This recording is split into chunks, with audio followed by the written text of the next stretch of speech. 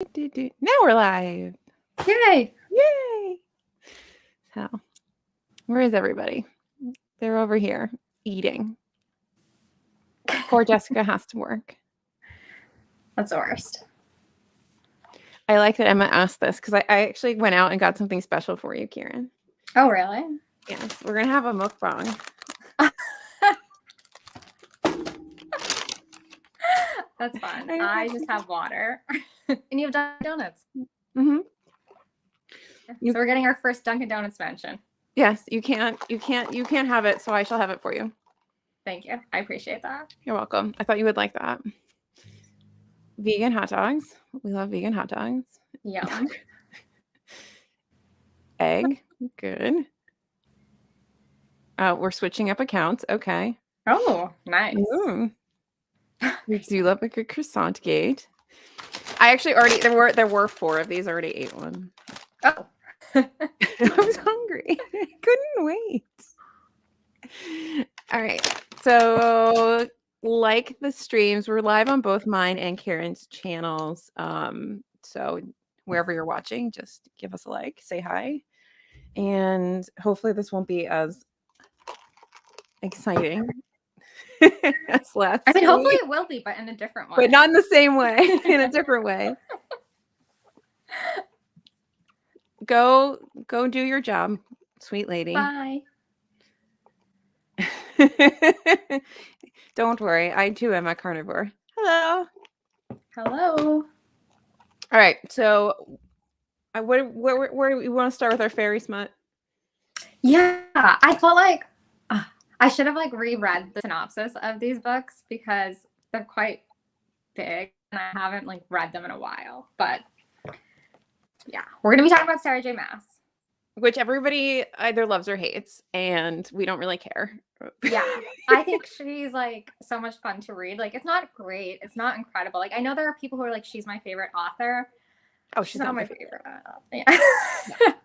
Not by far. No, not even close to favorite. But it's a guilty pleasure. When Crescent City, the blue one, came out, I read that in a day. I didn't do anything else. I was just in it. But you need those books though, and this is making me laugh because you and I talked about this a couple days ago doing this, and then Jess Owens has been finishing up Crescent City, and she keeps calling it Croissant City, and I'm like, this is too well timed, cosmically. Yeah. And obviously she hates it. Everybody's just eating. That sounds delicious. Yeah, I'm gonna make me that. But yeah, I think that they have value. I know that they get kind of shout out a little bit.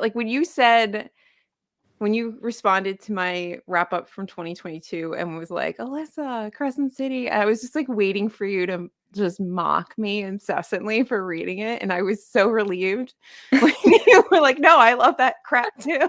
Yeah.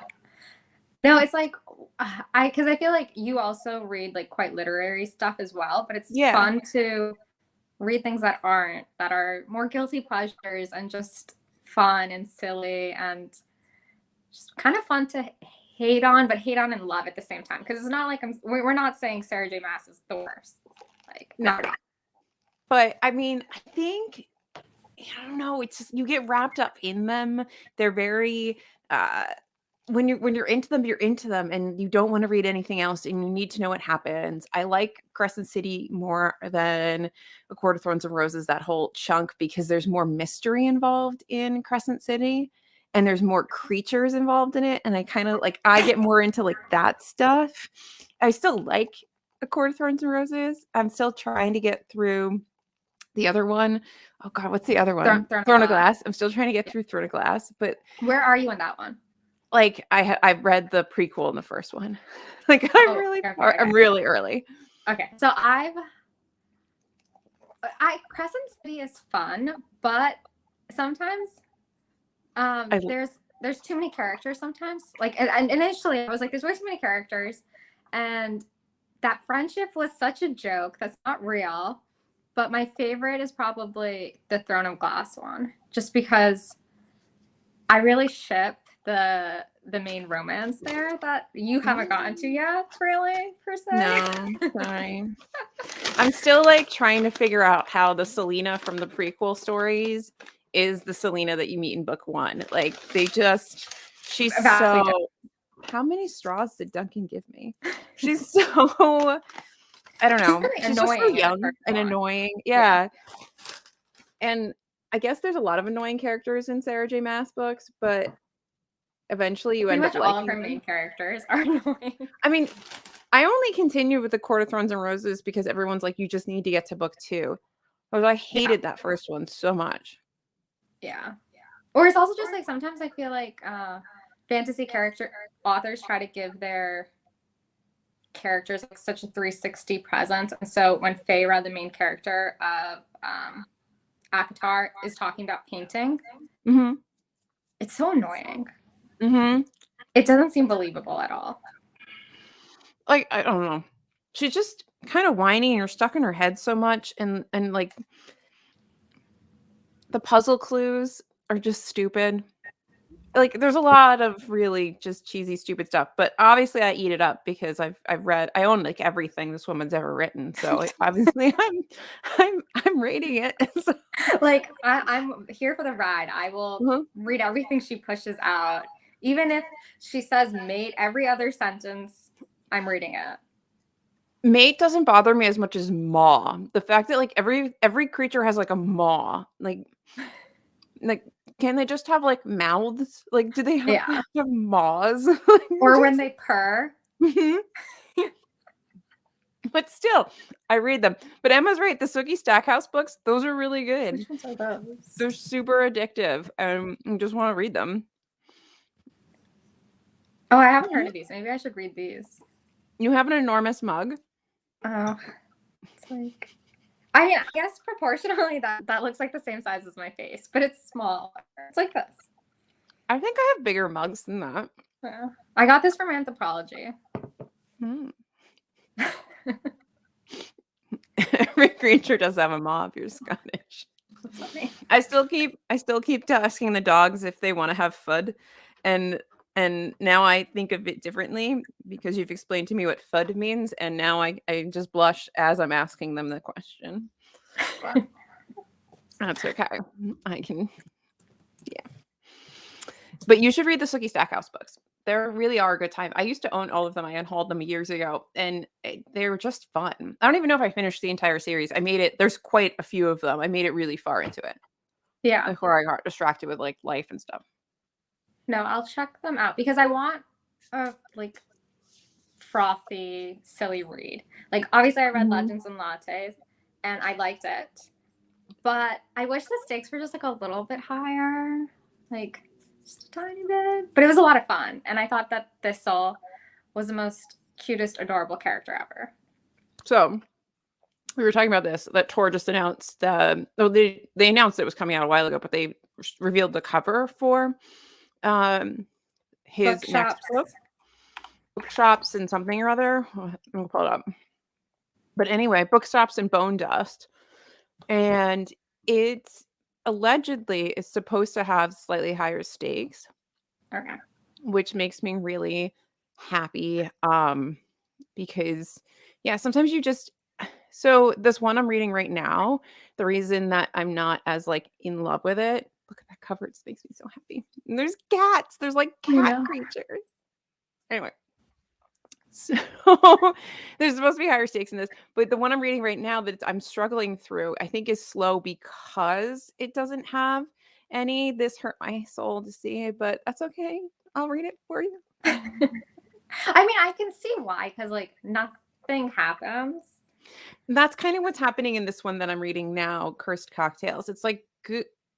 It's not bad, but I'm not compelled to keep going. I need a little bit of something to keep reading. Yeah. What's up with the alliterations with cozy fantasy? I don't know.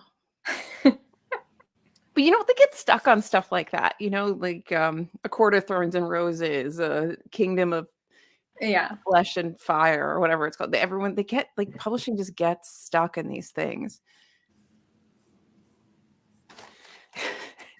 Guys, in the comments. I love you. But I'm really, you could tell Charlene was tired. Oh yeah, by the end of all those Sookie Stackhouse books. Yeah. I mean, I got tired. I think everyone got tired. It makes me think of 7 Days in June because I don't know if you read that. Mm-mm. Contemporary romance. The main character in it is a author, and she writes a like fantasy romance series, kind of like a Sookie Stackhouse, and she has like her last book to come out with, and she's just so tired. There's other stuff going on, but there's this whole little subplot about how tired she is and how it's taking her so long to write this book, and it's got to be exhausting once you get like 20 books into a series to keep writing them. How do I actually love Ireland? Thank you for asking. Same. I've never been, but I'm sure I would like it. Oh, I loved it. It's beautiful. I need to go back. Yeah, they do all sound cliche. There's just so many tropes within fantasy. Mm-hmm. We need But I know what I hate. I hate when people like say genre fiction and you can hear the disdain in their voice. I agree. I think it's like silly. A lot of people like stuff. It's okay. They can like stuff. Yeah. Wait, what characters do you hate? No, she's talking about the author. Sugi. I'm like, wait, who are you hating now? I haven't gotten to the prize predictions. You can't hate things yet.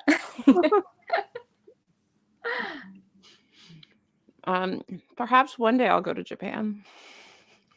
Oh, yeah. One day.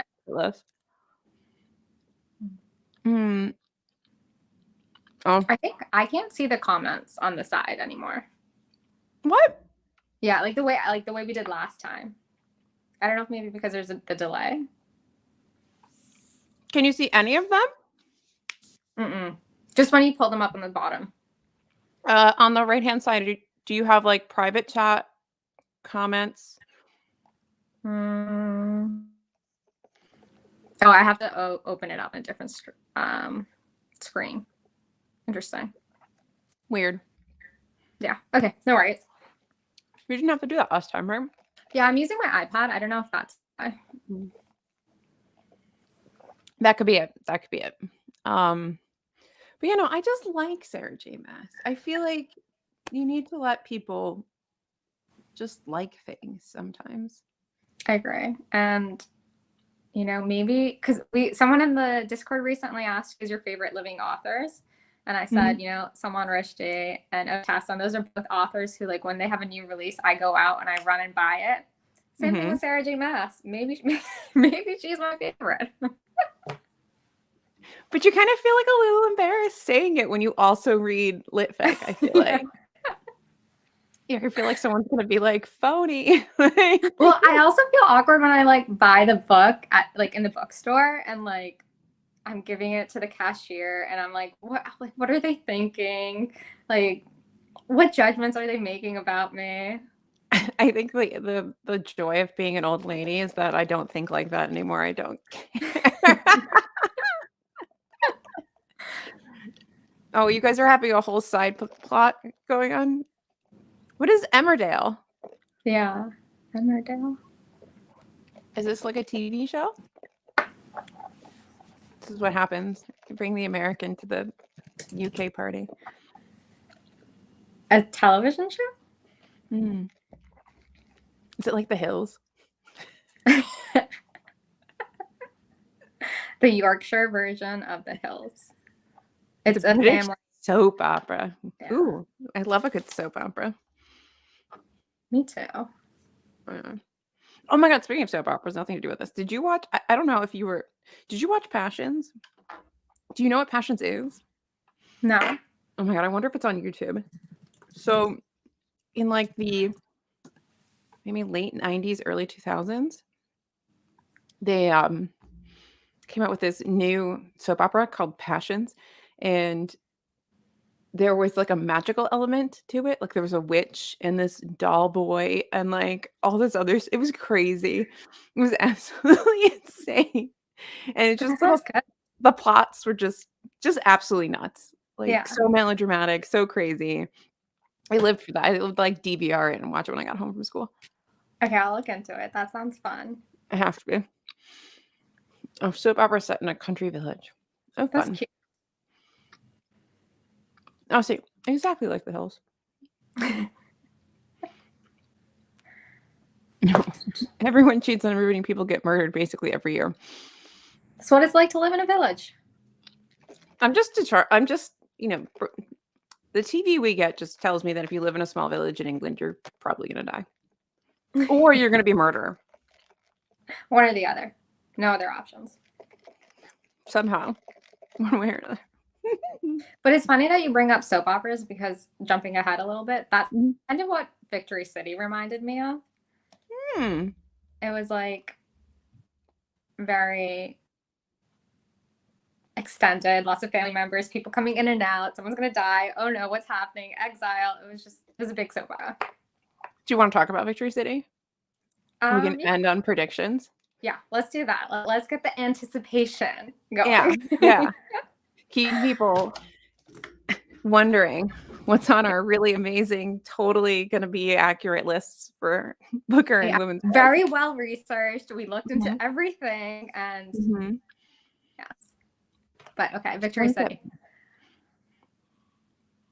Sunset Beach. Wow. Did we have that, or did they just make it for you guys? I don't remember that one. Sunset Beach.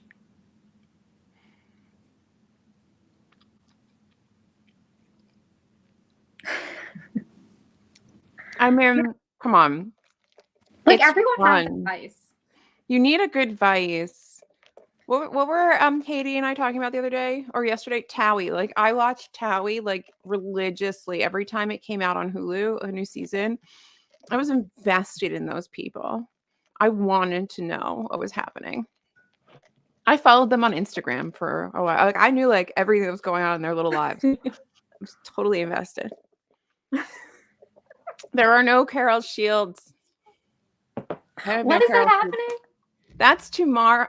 No, tomorrow's Women's Prize. Wednesday. Oh, okay. Apparently at 7 a.m. Pacific time. So like 10 o'clock. So 10 a.m. East, 2 o'clock London. That we're getting Carol Shields. And next week you get Booker. And if I said that wrong, I'll get yelled at. Mr. Blobby. What's Mr. Blobby? No. I know what EastEnders is. Yeah, love me some Doctor Who. Wait, I say I love some Doctor Who, but it kind of went downhill for me after David Tennant. But David Tennant's back, so I have to come back. Nice. I've actually He's never just too watched perfect. I'm like not good at television and movies. There's like lots of things that I haven't seen, but I like know the visual references. I just don't watch a lot of things. No, I don't either, but there's things that I really do enjoy, and I do watch those. What have you missed? Not much. We're talking about how guilty pleasures should be less guilty. Yes. There's nothing wrong with reading genre fiction. Sarah J. Maas. Watching soap operas. Yeah. We don't know who Mr. Blobby is. No, we don't. I don't want to know what I do want to know what Mr. Blobby is if you're telling me this. I Googled a photo. It was a little alarming. That's terrifying. Yeah. Yeah, that's a crazy. What is... Frightening. Yeah. How did children sleep at night? Or was this not for children? Was this for adults? I think it was for adults. I hope nobody woke up and came downstairs and saw that. Traumatized. There's no hope for me anymore. Yes, Women's Prize announcement is tomorrow sometime. Yeah. Yeah, I do that too. I read the plot of a horror movie on like Wikipedia. I would never watch them, but I like read. I'm like, okay, this is gonna happen. And sometimes I'm like, oh, the plot synopsis on this one wasn't that good. I have to go somewhere else to get more details. I do that. I don't mind a good. I like being scared. I think life is scary enough. I think I'm just the tiniest bit dead inside, so I need like things like, just yeah. make me feel feelings. Like, oh God, Mr. Blobby is. I'm concerned. I'll have to watch something about Mr. Blobby at some point here. Adam, you have missed nothing other than it's okay if Mr. you read Blobby. shitty books that make you happy and Mr. Blobby. We've been introduced to Mr. Blobby. It was for children? That's bad. Are British children okay? Saturday night family time, Mr. Blobby. They did not sleep between it. Explains so much. Yes, now we know how to find Adam secretly on the internet. I don't know. Victory City. So how many Rushdies have you read now? I've read a lot. Like most of them, I would say most of them except for Midnight's Children, Satanic Verses, so the two big guys, and then like a few very smaller works that I haven't read. But I would say that I thought Victory City, if you haven't read any Rushdie, is a really good entry point. It seems it's very accessible. Like, yeah, there are references thrown in and allusions and stuff, but I think for the most part, you could just read it surface level if you wanted to. Not everyone's confirming that British children are not okay. Explains so much. I'm sure we have something equally as creepy, but perhaps I can't objectively like see it because we grew up with it. Yeah. There's a lot of children's television that I didn't get to see, especially the things on cable because I didn't have cable growing up. So if it wasn't on PBS, I probably didn't see it. But I'm sure there's plenty of creepy stuff. But for Victory City, so this is my second Rushdie. And I started with the one whose name I never remember. It's like the 28 days. 7 days, 9 months, whatever. And you get to 1001 Nights is what you get to.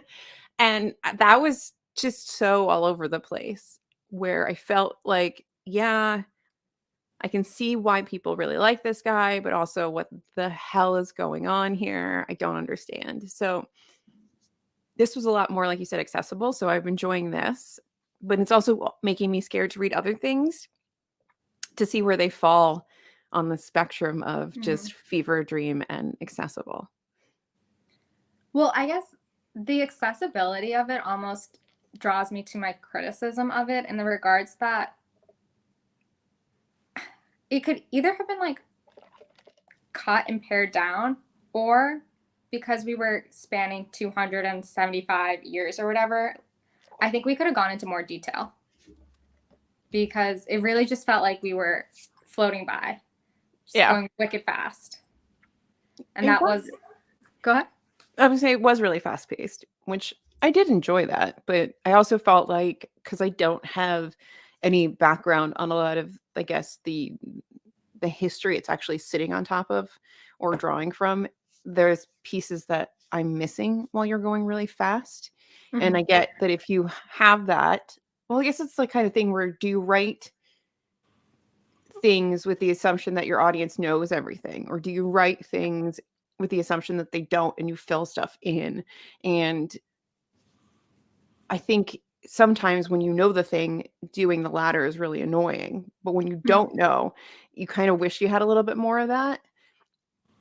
Yeah. So it would have been nice. But I mean, I was reading it with you guys. And so every so often someone would fill in a piece of something. So it was helpful to read in a buddy read situation for me. Definitely. That makes sense. Yeah. I kind of fell off the map on that. It took me a long time to read this book because I think, and that's also part of my experience of reading Rushdie. Like, you can't binge him in the way that you can Sarah J. Maas. Like, yes. At some point you need a break. And I took a break during the exile and I was like, I need an exile. Like, I gotta go. I feel like I would get really into it while reading it. And then you put it down and you're like, I'm like, I'm going to read something else for a bit. And I did finish it relatively quickly, but again, I like sometimes I just zip through. There was no zipping through. And yes, we are having a serious conversation about books and Mr. Blobby at the same time. Range. this is what you come here for. And I don't know why the Welsh flag is censored on. Yeah, it comes up like you can't even see it. Do you see that little black flag in there? Yeah. We have to talk to is it YouTube or StreamYard, do you think that is? Well, you can see the flag on YouTube now. So it must be StreamYard. Maybe StreamYard doesn't like Welsh things. StreamYard's going to come out and yell at us and tell us we're being nasty. Spreading vitriol. But no, I have not started One Moonlit Night yet. So I'm waiting for the library. I have it, but I'm trying to finish a couple things. I'm trying to get through Liberation Day, and Burial Rites before I start anything else right now. Yeah, other people have flags. No flag. We're gonna have to do something about this hate to the Welsh people. Victory City longlisted for the Booker. I think it could be. I could see it. But do you think it could be because of the book or because it's Rushdie? I think it's because it's Rushdie, and he got stabbed in like the eyeball this year. It's like only fitting that he get nominated for something somewhere. Yeah. I mean, like, what a badass. Like, let him go. Like, I know. They fear the dragon. What do they fear from Scotland?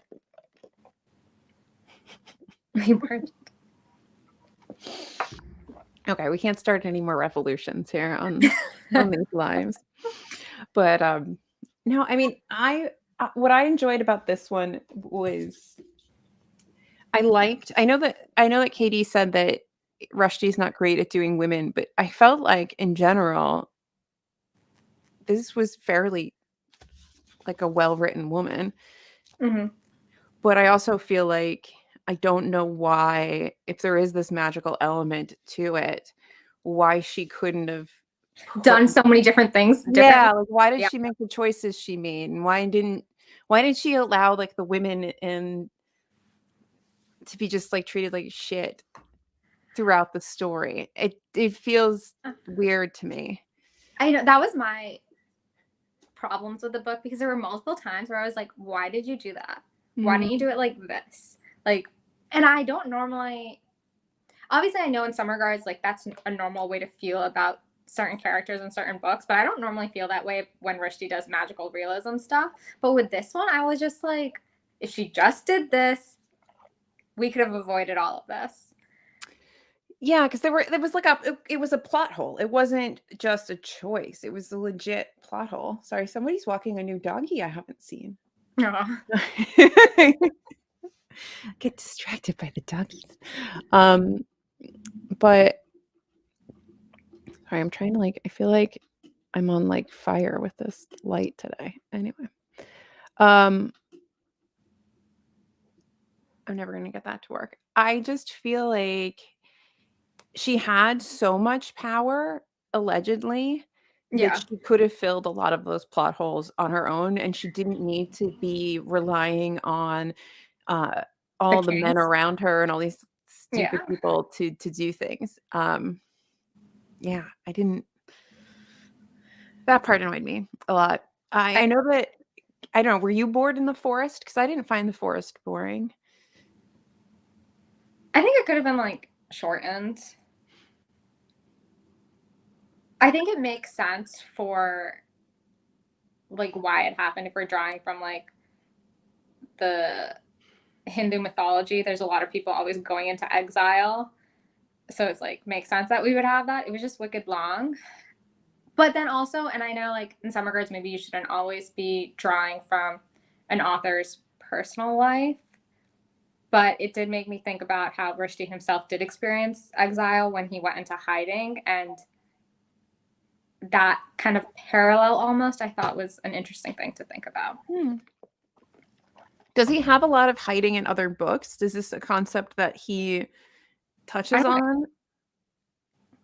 I don't really think so. But I think in here, it's really stood out to me. Just thinking about that. Yeah. I don't know, maybe Katie has more of an opinion. They're busy talking about deep frying things and gypsy curry sauce pizza. Who had the banana pizza? Because if that comes up, I'm kicking you off. Oh gosh. I have to say I am glad that for the meme of throwing this book and annoying Katie that I bought it, because I wasn't really sold on Rushdie 100% after the first one, and my next one was going to be Midnight's Children, and I'm not sure if back to back those would have been good books. So I'm glad that I have this sort of in between to give me a different perspective on his writing. Yeah. But I mean, I was just gonna say, I do think he like says some really great lines in here, like commentary on just politics and colonialism and all of that. And I think that those moments really shine in here. But that giant plot hole of like, why didn't she just make things the way she wanted them if she really does have all this power is kind of annoying. I agree. And I think that like the book is also a really great allegory, and you're able to draw so many parallels with leadership and politics today, and the way that how Bumpa or whatever is like whispering into people's ears and like forming their opinions, and how like media and whatever is able to do that. I thought those kind of that allegory was like very fascinating, and to see how different leaders, those who are more like open-minded and down with all the religions, like how they prospered versus those who didn't, and the different vices that the kings went into. Like that was all very interesting. But yeah, I thought that was a parallel. Yeah, I like that like Rasputin-y character. What was his name? That like creepy guy gave me the priest. Yeah, did anybody else like was I the only one who just kept thinking Rasputin the entire time, but like make him religious? He just felt like very much like this person coming in out of, you know, the sidelines and manipulating everything and having enough charm that they gain power and influence and you know, a group of followers, I guess. And it just I didn't like it. I didn't like him because for so many reasons. I also feel like she could have like maneuvered herself out of him like later on in the book. Like she could have done something. But I also feel like he was a really good villain. Yeah. And I wish he stayed longer to be more of a villain. He kind of fizzled out. And what did happen to him? I feel like he was around for too long, and then he just stopped existing. Yeah. Yeah. What's culty? The chippy shop? There's a whole conversation happening. It just like around everybody's hungry. Chicken nugget pizza. That sounds okay. That's the least offensive pizza beable. Yeah.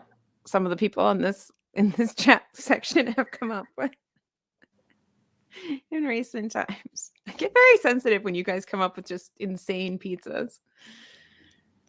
I'm not like a big pizza lover. I like pasta more personally. Oh, my guy. My Rasputin guy. He has he kind of was a cult figure. He does, yeah, he does kind of have this what are they called? Like they're not aesthetics. What are the people that go out into like oh god, what are they called? They're not esoterics. There's something in that like sort of sounding originally word. He was an aesthetic. Something. It's something. Maybe I'm not. I know I'm not saying this right. But anyway, there's people that like just get rid of everything and they go live like away from everybody and they live on. I don't think that. I think that is that word. That right? Yeah. No, I don't think it's this one. So I think that means that you have it's like a type of acid. It's the one with an S. It's this one. Yeah. Like I know it's something like this word. We're such great readers. It's coming to the tip of my. Oh, and you're just mad because you can't have gluten. Yeah. Get over yourself. Yeah. If it makes you feel better, Owen, I literally just ate rice with butter and salt last night because I had extra rice from making dinner, and I just ate that. Nice. It was fine. Pastagate now. Pastagate.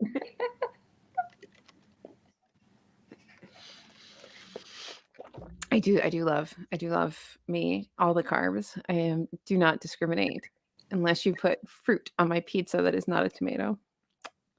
But no, I enjoyed it. I do think that he could have gone more into Victory City. He could have made it bigger, fleshed it out more. I agree.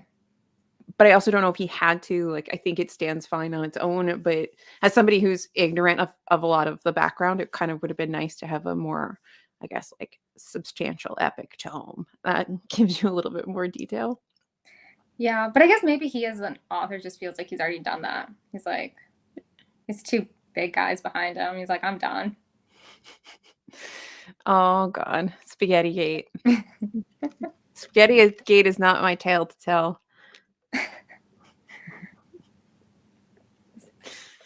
Oh God, I'm getting a lot of fights over here about asinine things.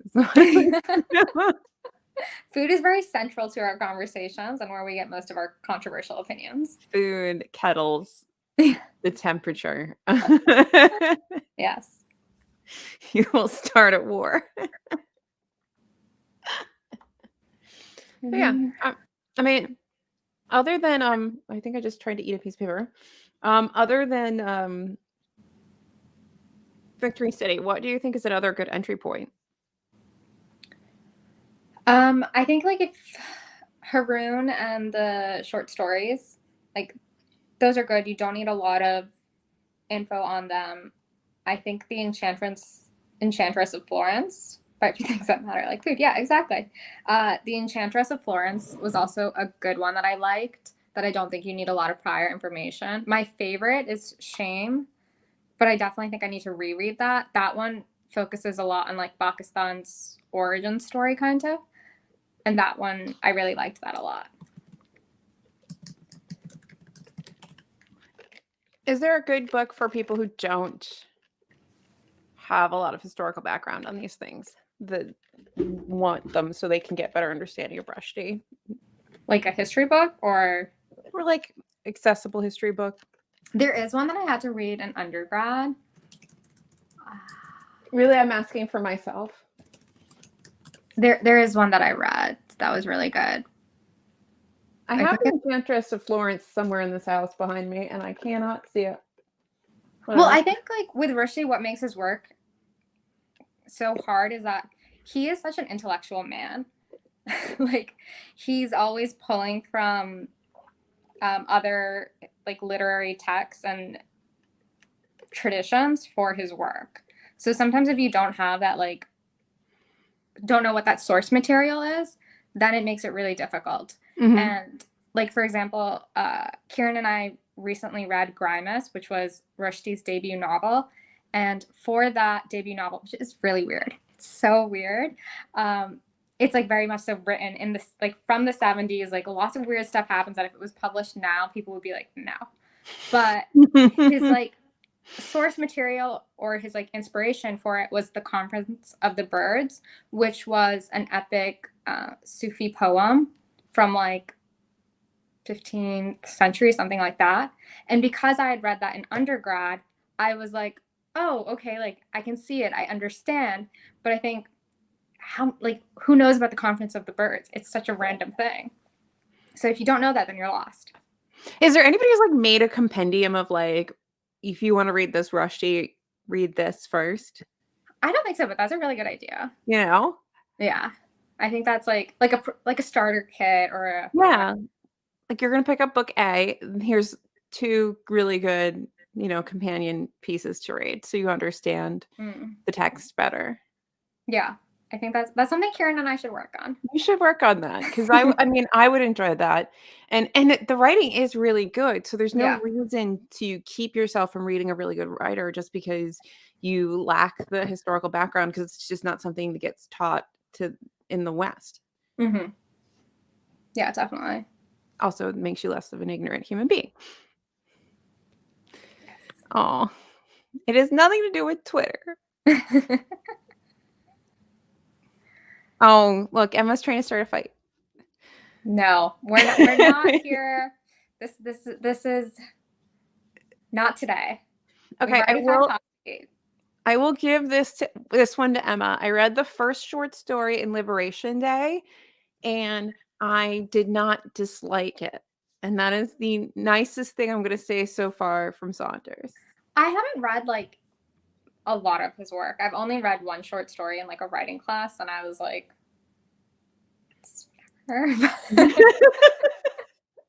there's like, I don't know, it was about like a ballet dancer, a little girl, something like that. But I know that I should probably read some of his work, especially if we're gonna make these like comparisons with certain other authors. I should maybe read up on him. Yeah, I mean, I know that it hurt Emma to see that I'm unhauling Lincoln in the Bardo, and that I didn't very much enjoy Lincoln in the Bardo. I didn't hate it. I just don't feel like I need to own it. And I do like what he was kind of doing with it in terms of grief and Lincoln and his son and all of that. And this like liminal in between space between life and death and all of that. And grieving and all and everything. And how even those that are dead are kind of trying to accept the fact that they're dead as well. So there was a lot that was interesting in there, and I do think it's a fantastic book to read as a book club. I think if you have a group of people, there's a lot to dissect and talk about, but I don't see myself like it didn't make me fall in love with Saunders, and I didn't feel like it needed to stay here. I did hem and haw over it a little bit. I was like, do I? But yeah. Well, what I realized is that sometimes with because that's what happens here today. Yeah. We also have an assignment for you and Kieran, and that is to make a list of like Rushdie books and companion pieces to read so you better understand the text. I think you missed that. So you have homework. What I was going to say is like sometimes I feel like especially in the last year of being on BookTube or being like, oh, there's certain big authors you should read, and some people go hard for them, but I realize that you don't need to read all of their work. Like sometimes it's good to just read one thing and you're like, okay, I got a taste. I know what it's about. I don't need to read anymore. Like I feel that way kind of about Rachel Cusk. I've read like 2 of her books. I don't really think I need to read more. Elizabeth Strout, I don't think I really need to read more. Like don't think you've read a lot more of her work. I've only read 3 and I regret 2 of them. Well, I'm only going to probably read Liberation Day, and that's about it. So we'll see how I compare that to the other. Oh wow. Huh. That's cool. That is cool. You can bang on about Doctor Who all day. We love it. We're here for it. I love all the weird. I feel like Doctor Who is one of those series that really. I feel like it's kind of like The Simpsons in the fact that it's been running for so long, and it does pull from so many different cultural things that you can make these like connections to the story from what seemingly is a very strange place. Yeah. I also just love Doctor Who. So, what were we talking about before I got distracted by Doctor Who? George Saunders. Oh, we do love. Wow, nice. Well, come back and let us know. Pimp it out, Tony. No, but I mean, I liked Saunders when I was reading him. I just don't know if you don't always fall in love with the authors that you read. And like, I read my first Maas and was like, I need more. I need way more. But I didn't feel that way with Saunders. Is he the best though? Is he Emma? Or is he second to David Tennant? We're going to fight now. He's better than the other guy. I don't like whoever came after him. I don't like that guy. Yeah. So Enchantress of Florence. Yeah, and I also think Quixote is fairly accessible. I liked that one. Yeah. Oh. This is a very divisive chat. Lots of things. I'm going to put a book on my women's prize prediction that's not eligible just to piss you off. We're going to talk all about the swimmers. Yes. Oh, well, there's too many. Debating over the best Doctor Who is going to always cause a fight. Anyway, this is divulging into, or divulging. No, wrong words. Diverting into Doctor Who. I actually slept last night too, so I should not be this bad at speaking today. And we're not getting yelled at, so there's no pressure. There's no pressure for it. Yet. Oh God, I would die though if we just got like a hello. Hi guys, just wanted to come into the chat and tell you that Saunders actually is better than Rushdie. And I love Mr. Blobby. The vitriol against Mr. Blobby is too much. The nastiest thing I've ever experienced. Oh, okay. Oh, the eligibility for the women's prize.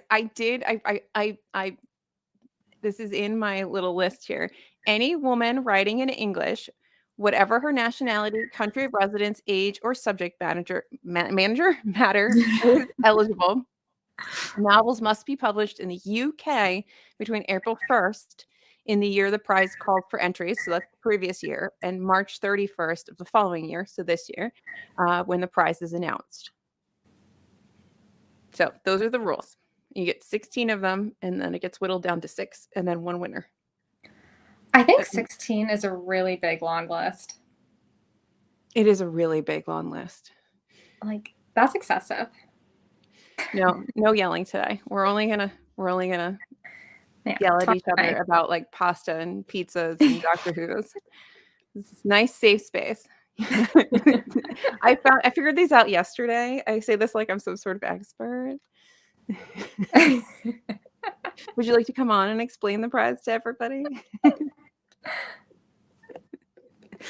Anyway, I do think it's really long. I do think just in general, the submission like criteria is so broad that it's making predictions for this is just silly.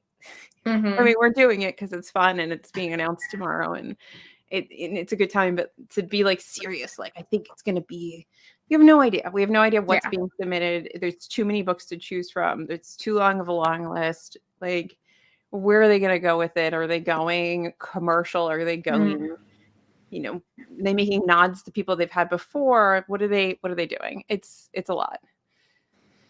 That's a lot. It's a lot of books. Do you know what I saw? Somebody was talking about, and I can't remember where I saw it, but somebody was talking about how they're trying to read all the Nebula Prize winners.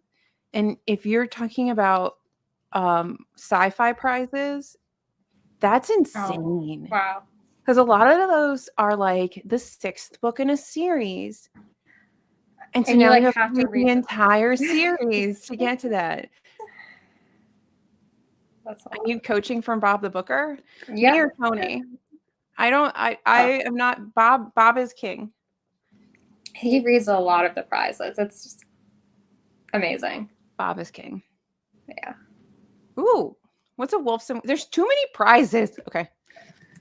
Wolfson History Prize. I liked the Le Guin prize list from last year. I know that Adam didn't like employees, but I did. So this is all for history books?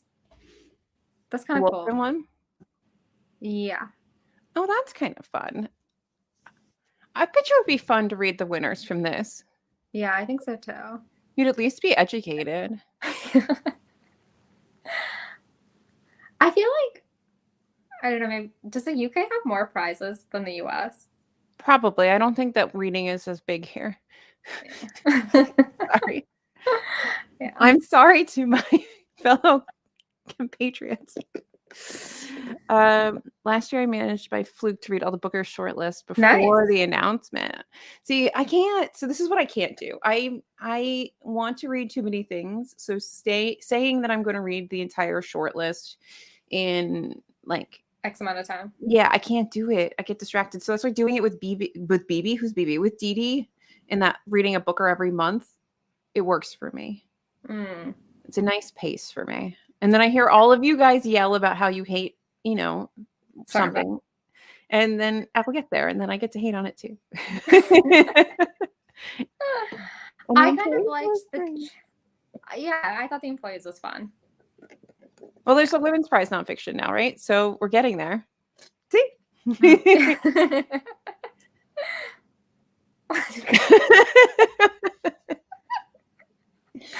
I feel like now I need to read the Carol Shields Prize long list just to be in with the bit. But are people really, other than the people in our immediate sphere, really caring about this Carol Shields the only Prize? People are talking about it. Does it have a bigger following outside of all of us that I talk don't about even know who Carol is. I don't know who Carol is. I don't know who Carol is. Yeah, the George Orwell list is good. Is what official? The Orwell list? Carol Shields? The nonfiction list for the Women's Prize?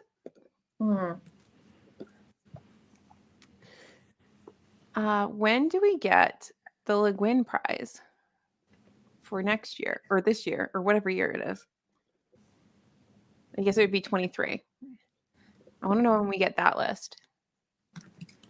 The Le Guin Prize for Fiction. Yeah, The Past Was Read is really good. If you like Catherine M. Valente, and I do. Love her.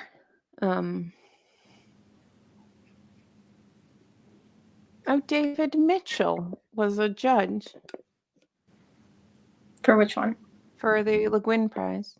And Becky Chambers. That one I'm excited for, but I don't know when they do that. I feel like that's later in the year. There must be a website that has everything. So that we Prize overview. Sorry? I said prize overview. For 2023, it's April 1st of 22 to March. So it's the same as the Women's Prize. Okay. So they must be long listing soon. They'll announce in early 23, both the selection panel and the prize will be announced in early 23. Isn't it early 23? We're almost. Are we done with early 23? It's got to be coming soon. Yeah. Yes, Catherine M. Valente. Sorry, I got really excited. I only had her 2 Tor novellas and her middle grade about the Bronte kids, which is fantastic and punny and great. And then I realized she has this whole other wealth of writing that wasn't out with Tor yet. So I'm really excited to get more Valente. We would be here for the rest of our lives if we read all the nominees ever for the Hugo Award. For the Hugo Award this year, I need more specificity on that. That seems like a really good prize, though, with everything they do. There's just so many prizes. I know. Who's getting sponsored by pajamas? The nonfiction woman prize. And Libby, obviously. And Libby, yeah. Yeah. Who gives you... Catherine M. Valente gives you middle class vibes? I mean, what if that's not even her name? What if it's like Cheryl Birkins or something? And she just made it sound nice. Small Things Bleep Peck to the Political Fiction Prize. Small things like these? And your little plucky black book? Did you read that? No, because it's not for sale in the US. Oh, I haven't read it either. And I'm on a book buying ban, so I can't just get it. And it's much harder to source a book when it's not available in your in your country. What is the Cheryl Perkins prize? I'll start that next year. That'll be then it won't be the Pleck Awards. You'll get a Plecky and it'll be called the Cheryl Perkins prize. for vile literature. Yeah, I think that's good. No, it doesn't count when Jesus buys me books. Though apparently it counts when Alex buys Katie books. Katie books. That's allowed. But they share an account, so it's different. Jesus and I don't, so it's different money. But anyway, do we want to go into actual things instead of yeah. Let's like, do it. We have picks. Hold on. Let me share the screen. Do you want to do yours? Or do you want to do what? We want to do the women's prize? Let's do the women's prize first because we've talked about it the most so far. I think it's this one. Yeah. Here we go. Look at that. We have such a nice graphic. Thanks to Kieran. We're so good. We're like almost professional. Yeah. Don't worry, it's getting nastier. Okay, so I have not read most of these. I did extensive research on YouTube and watched people and decided to pull the ones that either got mentioned the most or that I actually thought would fit kind of nicely. There's a couple that I think I don't really want to have on this list, but that just kept freaking coming up. Don't do burpees. They are from the devil. Okay. They are the nastiest thing that has ever happened to me. I'm not okay with a burpee. Oh, they're awful. Anyway, so so I there's some obvious ones, I think, like Barbara Kingsolver, not Kingslover. Stephen Copperhead. In my head, that is not her name. It takes me, I have to really concentrate to say her name even remotely correctly. I will be reading Demon Copperhead this month. I want to read it. I feel like that's just a name that has to be there just to skip a few. I feel like the same with The Marriage Portrait. I feel like Maggie O'Farrell is going to be there somehow. That has to be there. The same with Burnham Wood. I feel like those are kind of, they have to exist on this list somehow. But the Jessica George one that just came out, Maame, I think is how we say it. I do have this, and I didn't realize that it was this like big of a book until big of a book, isn't it thick? No, like in terms of, I just thought it was just like kind of like a more commercial book. I didn't really think that it was going to be a book that was going to start popping up on prize lists, but it has popped up on so many women's prize lists that I think that'll be an interesting one. For our Irish readers, I think Trespasses will be that one seemed to come up a lot. Yeah. And I do own this now, so I'm curious to read it. I hope that it is on the list because it'll move me to read it more. The same with The Spell of Good Things. My friend Naomi started this. She actually got a second copy from the publisher so she could send it to me, so I now have it. But this has been getting a lot of buzz, and I'm really excited to get to this. And I feel like it could be a women's prize kind of contender. But I feel like you're going to be fighting these bigger names. Like, I really want Demon Copperhead to make it. I haven't even read it, but like I am attached to the book. Yeah. I'll let you know how I feel about it. I'm getting to it this month. But I feel like you're going to see Maggie O'Farrell. I feel like that's going to be one of those nod books where you're going to be like, well, you have to put her on. She has to, yeah. But with the list of 16, I don't know if it matters if you just throw away a one or two. But Tomorrow and Tomorrow and Tomorrow, which for some reason I always thought was the different Gabriel, like the man Gabriel. I just, in my head, that was maybe because that's Jesus's brother's name, so I just associate all Gabriels with men. Yeah. I do own this, and the publisher did send this to me, and I'm very curious about it because everybody seems to really like it, but I know it also gets some snark in the Discord. But I'm curious. I could see this being on a long list, maybe not shortlisted, but I could see it being longlisted just because of the buzz. It has to have been submitted, like at a minimum. Definitely. Black was a pity edition. No Plex slander. Oh, the two at the bottom are just bonuses that I wasn't sure that I still think could maybe sub in for one of those. Wild card. For wild cards. Those are my wild card picks. The Book of Goose, everybody keeps talking about, and I was just watching the Colm Toibin, I said his name wrong, his interview with the Portover podcast. And even they talked about this book and how much he was like absolutely in love with Yi and Lee's first book, I guess, and how like this is just the author's supposed to be phenomenal. I have not read anything from them, but I love the cover of this book. I see it everywhere. It seems to be getting a lot of buzz. It seems to be like high on people's lists for this. So yeah. Burnham Wood, I just know that those of you that are in the Discord, all the pleckies that have read it have liked it. This Meg Howry, They're Going to Love You, is ballet and AIDS crisis, I think.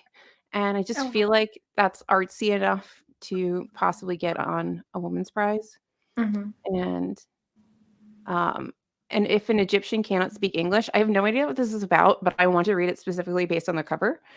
Something about this cover is very compelling to me, and I need. My sister read it. She said it was fun. Yeah, it's just something about it. Everybody, I'm mad that I have the Rabbit Hutch on here. I'm sick and tired of hearing. I've never read this book. I don't really know a lot about what's happened. I'm just sick and tired of hearing about it. And I have to read it this month. I do have to read it this month for the BookTube prize. So I don't have opinions currently, and if I did, I couldn't really say very much about it. But I don't want it on the women's prize. There's something about it. It's kind of like giving me Booth vibes, where I have a thing where there's something about it that I don't. This is so like judgmental because I've never even read the book, but there's something about it that I just don't want to. Just doesn't feel right to me. Watch It Wins. It just doesn't feel right to me. There are more things. This is for Owen. That's all. I don't even know. Did you read this book? You didn't, right? You said you didn't. No. So I'm assuming, but it's become a defining part of my life now. You know? Yeah. Wait, there's no goose in the Goose book, but there's a stolen goat. So it should have been called the Book of Goose. Goats. Is a horrible goose stealing things in a quiet English village. That sounds great. Oh God, it's like Midsummer Murders, but make it geese. And I do think Latvona will be in there. That's exciting. That's interesting. I kind of don't think Latvona's gonna get longlisted for anything. I think it would be longlisted because it's Moshfegh and it's freaking weird. I don't know. I don't know. I mean, obviously, let our girl Moshfegh win everything, but I just don't think so. There's a goat in Rabbit Hutch. I will let you know when I get there this month if there's a goat. I will confirm goat. If it's shortlisted, well, you're not reading it. I don't think it's going to be shortlisted. The Furrows, I cannot remember what this is about, but I remember when somebody told me about it, I was like, oh, yeah, that sounds interesting. So when I saw the cover again in somebody's list, I was like, yes, 100%. I've only seen Babel come up like once, but I think it's a good shoo-in for a mention. I think it'd be cool if it got longlisted. I think it would be a good mention for long list. And then I don't agree with Briefly a Delicious Life, but it just kept coming up. I know it was nominated for or longlisted for the Dylan Prize. It is well written and it is interesting, but I also don't think that it does anything particularly special. So I don't know why people feel like it should be on this list other than I don't know what, because I don't know. I don't know why people want it on the list so bad, but I did. It just keeps coming up, so I did put it on here. I did put my wild cards of On the Savage Side and Bad Creed because I feel like books coming out of the US that could maybe work are those two. And Bad Creed is like very interesting and has gotten a decent amount of buzz, but like that quiet kind of buzz that you don't really hear about, but you only hear about in literary circles. You know that one, like Babel's everywhere buzz. But Bad Cree's really interesting. It's a literary horror, and it talks about really basic human things like grief and losing your sister, but also touches on like First Nations peoples in the Canada, and sort of claiming your connection with your own land, reclaiming your connection with your family and your culture. Different. It's really it's got a lot of depth for something so short. And yeah, like I feel like Babel has to at least be longlisted. And the fact that it only came up, I mean, I didn't watch like every video or read every blog post, but of the maybe like 10 or 12 things that I scrubbed or skimmed, this was the only one that I only saw like one person that even mentioned Babel. And I thought that was really strange given how much hype it had. Yeah. That's a good point. So those are my 16 and my 2 wild cards.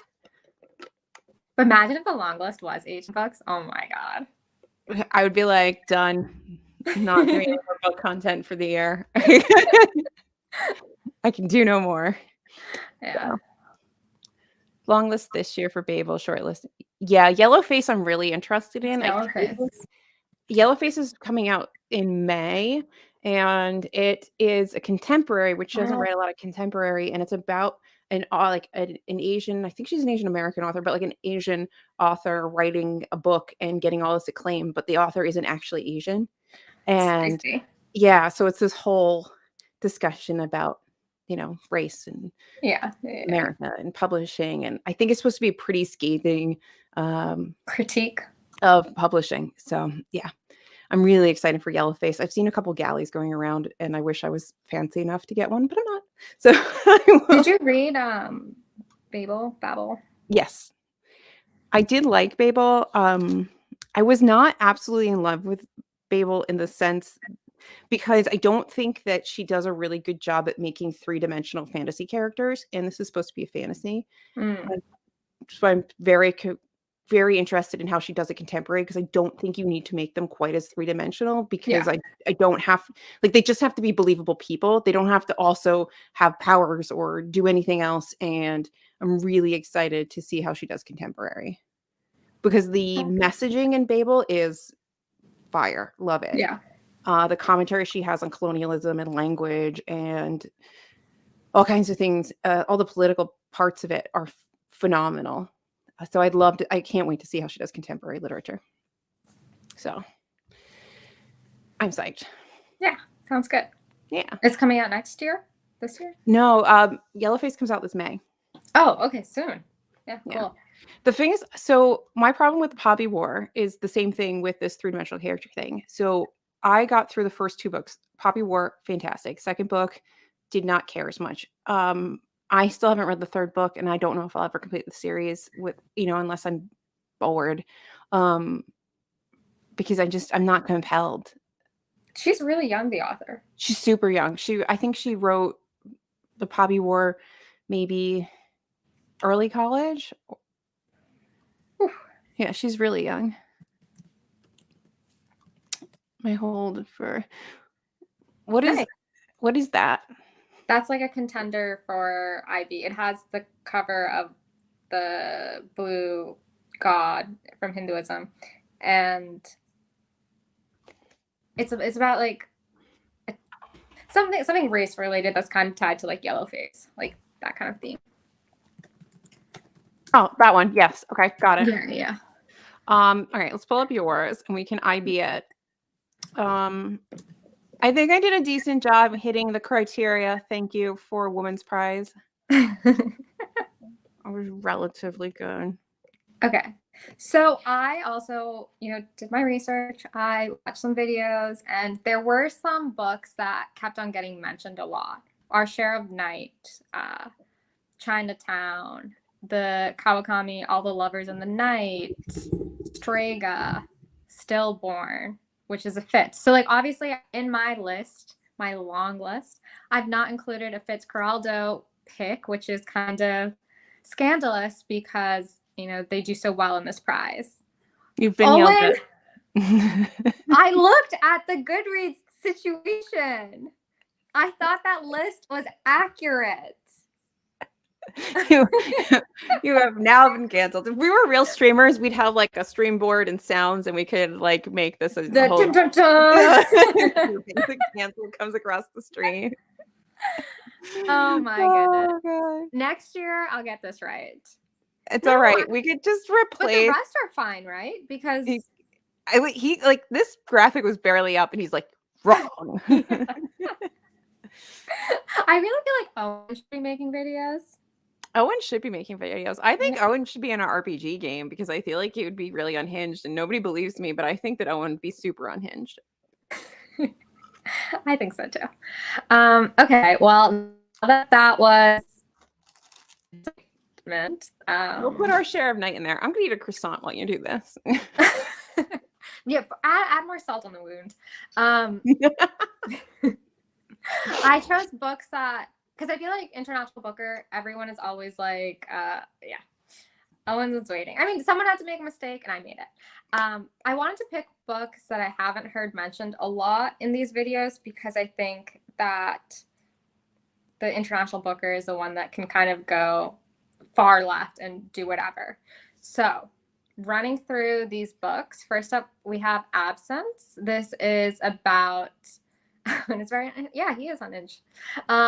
Absence is about unconscious artistic creation and the power of unconditional love, split narrative. There's letters being written and a painter. So I feel like that really gravitates towards, yes, this is the International Booker picks. We switched. Yeah, we switched. Yeah, we're done with the women. It's time for the world. And so I think that could kind of gravitate towards, you know, art-related vibes being out there. Next up, we have German Fantasia, which is 5 interconnected stories. I know, we don't like short stories, but these interconnected short stories tell the complex history of Germany. And I think because they're interconnected, they're like palatable for people who don't like short stories. I love a good interconnected short story. When they're done well, great. I know that others don't, but I do. Yes. Okay. And so then Wake Me Up at 9 in the Morning is about a local gangster who's found dead in his village, and it's a kind of a whodunit situation, and they're trying to figure out what's happening. I think that sounds fun. Satisfaction is an introspective novel on thoughts, feelings, and impressions of this woman, a French woman living in Algeria in the late 1970s. So I think, yeah, it's very evocative, interesting. That sounds great. Walking Practice, which I think has a beautiful cover, tells the story of an alien, I think, that comes to Earth and is like, oh my God, I have to deal with gravity and all this stuff, and then starts hunting for food, killing humans, and it's questioning his own personhood. So I feel like that's just an interesting. That sounds bookery. Yeah, exactly. Like, I actually, honestly, looking at my long list, they're all kind of books that I want to read. So I think I might read this list that I put together, even if Cassandra doesn't make it in the eligibility rules. I'm like interested. I'm intrigued by my list. Make that our share of night, because that'll 100% be on the long list. I don't want to read that though. It's like I do. So big. Okay, so then the Censor's Notebook is about life within communist Romania, and I think because of that censorship element, it's applicable to conversations we have in the modern day about censorship and whatever. So I think that could like fit in. Dying is Easier Than Loving is the third in a series about a woman's tormented love affair with a Russian pianist, and it's World War I. The Ottoman Empire is, you know, there in the backdrop. I think this would be really interesting book. It sounds very engrossing, and it's the third, and these people love to make us suffer. I hate that. I hate picking a book that's in the middle of a series, and it's like, no. And I think that this is one like last year I just dove into the books because I was told by people you didn't need to read this stuff ahead of time. I think this would be one that, like, it's a love affair. You need to know what happened in part 1 and part 2. Like, It's a commitment. But even with the BookTube prize, I think there was an email that went around that was like, oh, you know, some of these books are the second in a series, the third in a series. Like, you don't have to read all of the books. You can just read the book and judge it on its own merit. And I'm like, what unhinged world does somebody just read like the third book in a series without any context? Do people do that? I mean, I did. But like, how? But I did it with books like okay, the Elizabeth Strout stuff, like. Oh, well, that's different. They're like barely a series. I don't know what that is. Exactly. That one, and then Septology, the third one I did because Kieran was just like, it's kind of the same thing repeated over and over again. Like, it's fine. But it's like okay, going back to Sarah J. Maas. Anyways, like if you were to read the perfect, okay. I have a lot on my plate, on my shoulders. If you were to read the third Sarah J. Maas book of any series, you would have no idea what's happening, what love triangles occurred, like who backstabbed who. You just can't do that. Moving on to the second row, we have A Sensitive Person.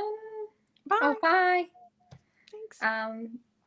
So A Sensitive Person, which is about a Czech actor who's traveling all around Europe, then goes back to his home village where he gets accused of a terrible crime and then has to go on the run with his 2 boys. So, yeah, I think that sounds fun. It's exciting.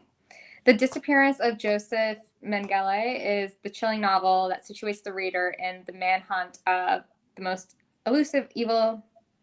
Yeah, rather good. I think it sounds really fascinating. So I think that's a great pick. It seems very Booker.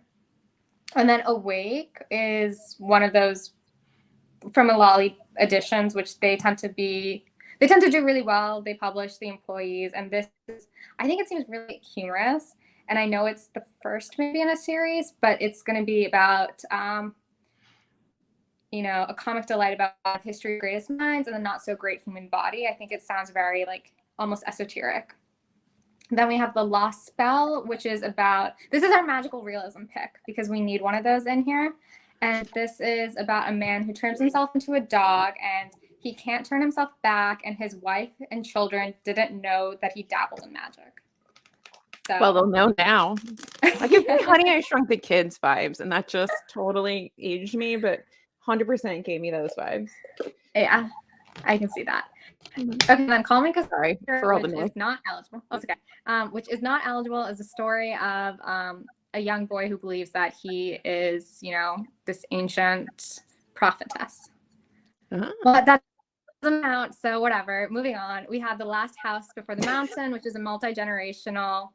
I'm gonna guess the dog is just like hanging out at the house, and they're like, "Who is this stray? They won't leave us alone." How did Lassie tell them that Timmy fell down the well?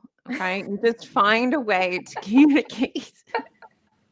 You're gonna have to read and find out. Exactly, like you're already hooked. See, you want to read the book. And then the final pick is a multi-generational family saga in World War I Austria. So they do like a multi-generational saga. Exactly, like it was like that other pick, More Than I Love My Life, which I did not like. It was giving me those vibes. Yeah, so I have almost bought that book several times, The More Than I Love My Life or whatever. And before I was deeply involved in Pleckland, I wanted to read it, and then you guys keep bashing it. And why do you dislike it so much? Because it does sound like it should be compelling. Yeah, it does sound like it should be compelling because the source material is compelling. Like that woman's life story, fascinating. However, for me, when it came to reading it, I thought that the main character was really grating and annoying, and she didn't seem like a very well fleshed out female. No, Meg. No. We agree to disagree here. No. And it's like the premise of the book is kind of like the main character who doesn't have a good relationship with her mother but has a great relationship with her grandmother, wants to make a documentary on her family. So they're always fucking talking about the documentary. Everything's always like, my father, the filmmaker, taught me how to, frame things like this, da da da da. And through this, I look at my family like this. And it's just like, that's so exhausting. I was tired of hearing. I would rather watch a film at this point. I don't even watch a lot of movies. And so that was really annoying. And I think that I didn't feel like the female characters, in particular the daughter and the mother, were that well fleshed out. And I also think maybe this could be a personal preference. I don't know if I necessarily gravitate towards like multi-generational family dramas. I tend to like more singular, like focused on an individual, maybe kind of narratives. But that was my thoughts on that. It depends on how it's done. See, but now like Meg's intriguing me again. It's heavy and that's on brand for me. I like a good dark read. I want to be sad. You won't really be that sad. It's not like, I don't want to know what that means. At least it's not a dog. No, there's like a scene. I don't know. I think it's like there's a lot of buildup before you even get to the payoff, and I didn't find the payoff to be that worth it by the time I got there. So maybe library book. Yeah, definitely library book. You don't need to own it. Yeah. And like you'll read it very quickly. I think it took me like a weekend.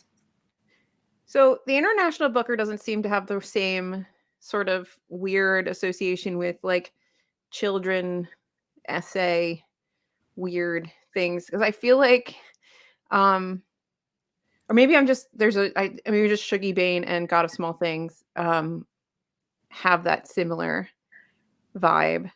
Of and like I feel children? Yeah. Mm.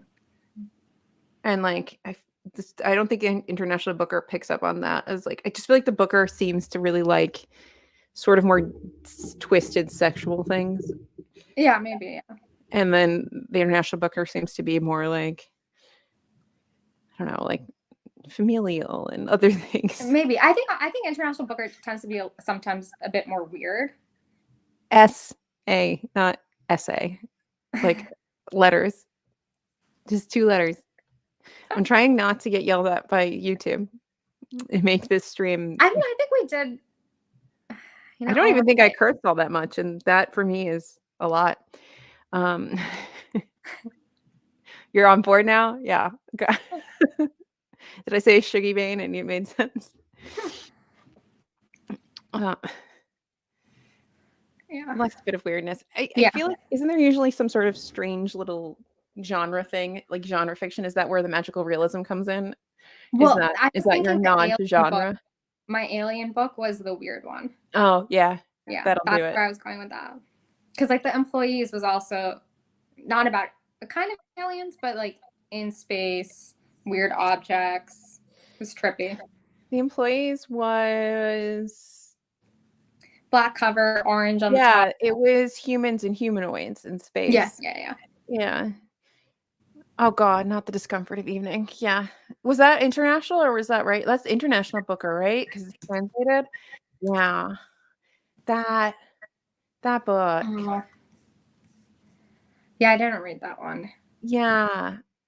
I can't really discuss it openly on YouTube without YouTube being mad at me and me making words to associate with a lot of things. But it is very dark. It is very wrong. It's really weird. And I don't get why it needed to be quite that bad. I still really need to read this. Because everybody Paradise was good. This and like Paradise Rot, just to make 2 books with similar titles. The amount of people that are like, you have to read this. It's right up your alley. It's dark and gross and you have to read it. I liked it a lot. I thought it was great language and it's like exactly the kind of thing I like to read. I thought it was perfect. Yeah. What happened with the Deloriad? Weren't some of us reading the Deloriad, including myself? I don't know. I mean, I'm intrigued to read it. I just haven't gotten around to it because I've heard at this point mixed things. Like it's either some people who really love it or Karen was more partial. Yeah. So I think that's something that I would need to do as a buddy read because I feel like I tried to start it and I wasn't, but I also wasn't really like in. It was kind of just on. I was like offhand trying to start it and it didn't immediately capture me, but that doesn't mean anything. I just was like, oh, I'll give it a few pages. But I feel like it would need something. Oh, we're gonna find out.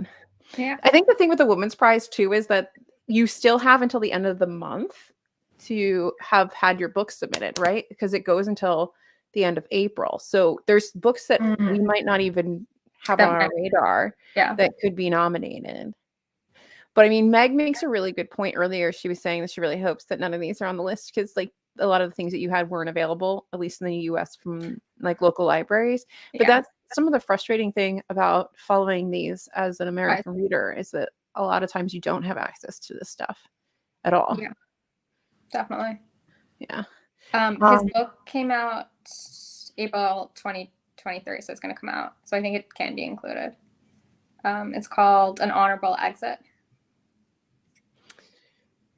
So wait, what was I'm trying to find it. Oh yeah, it was on the list. I saw the image of it. I just didn't pick that one because I felt like I'd already picked like more related things. So it's really weird that the Booker, I just haven't really thought about the dates here. So the International Booker announces books in April, but they could be published anytime between the announcement date and September. No, we're in March. So they're going to say, here are my books, however many. What are this? Like 8 books, 10 books? I can't remember. 13 books. There we go. And then somewhere someone's very mad at me, I'm sure. But then you have the eligibility dates are from October of last year until September of this year. There's a really long lag where like a lot of things haven't even come out yet. Yeah. I don't really get how these people decide their dates because I'm like, okay, should have just done 2023, January to December, and we're picking the books. And that's it. Oh, wait. So you think that those are the regular Booker dates? Hold on. Let's do some.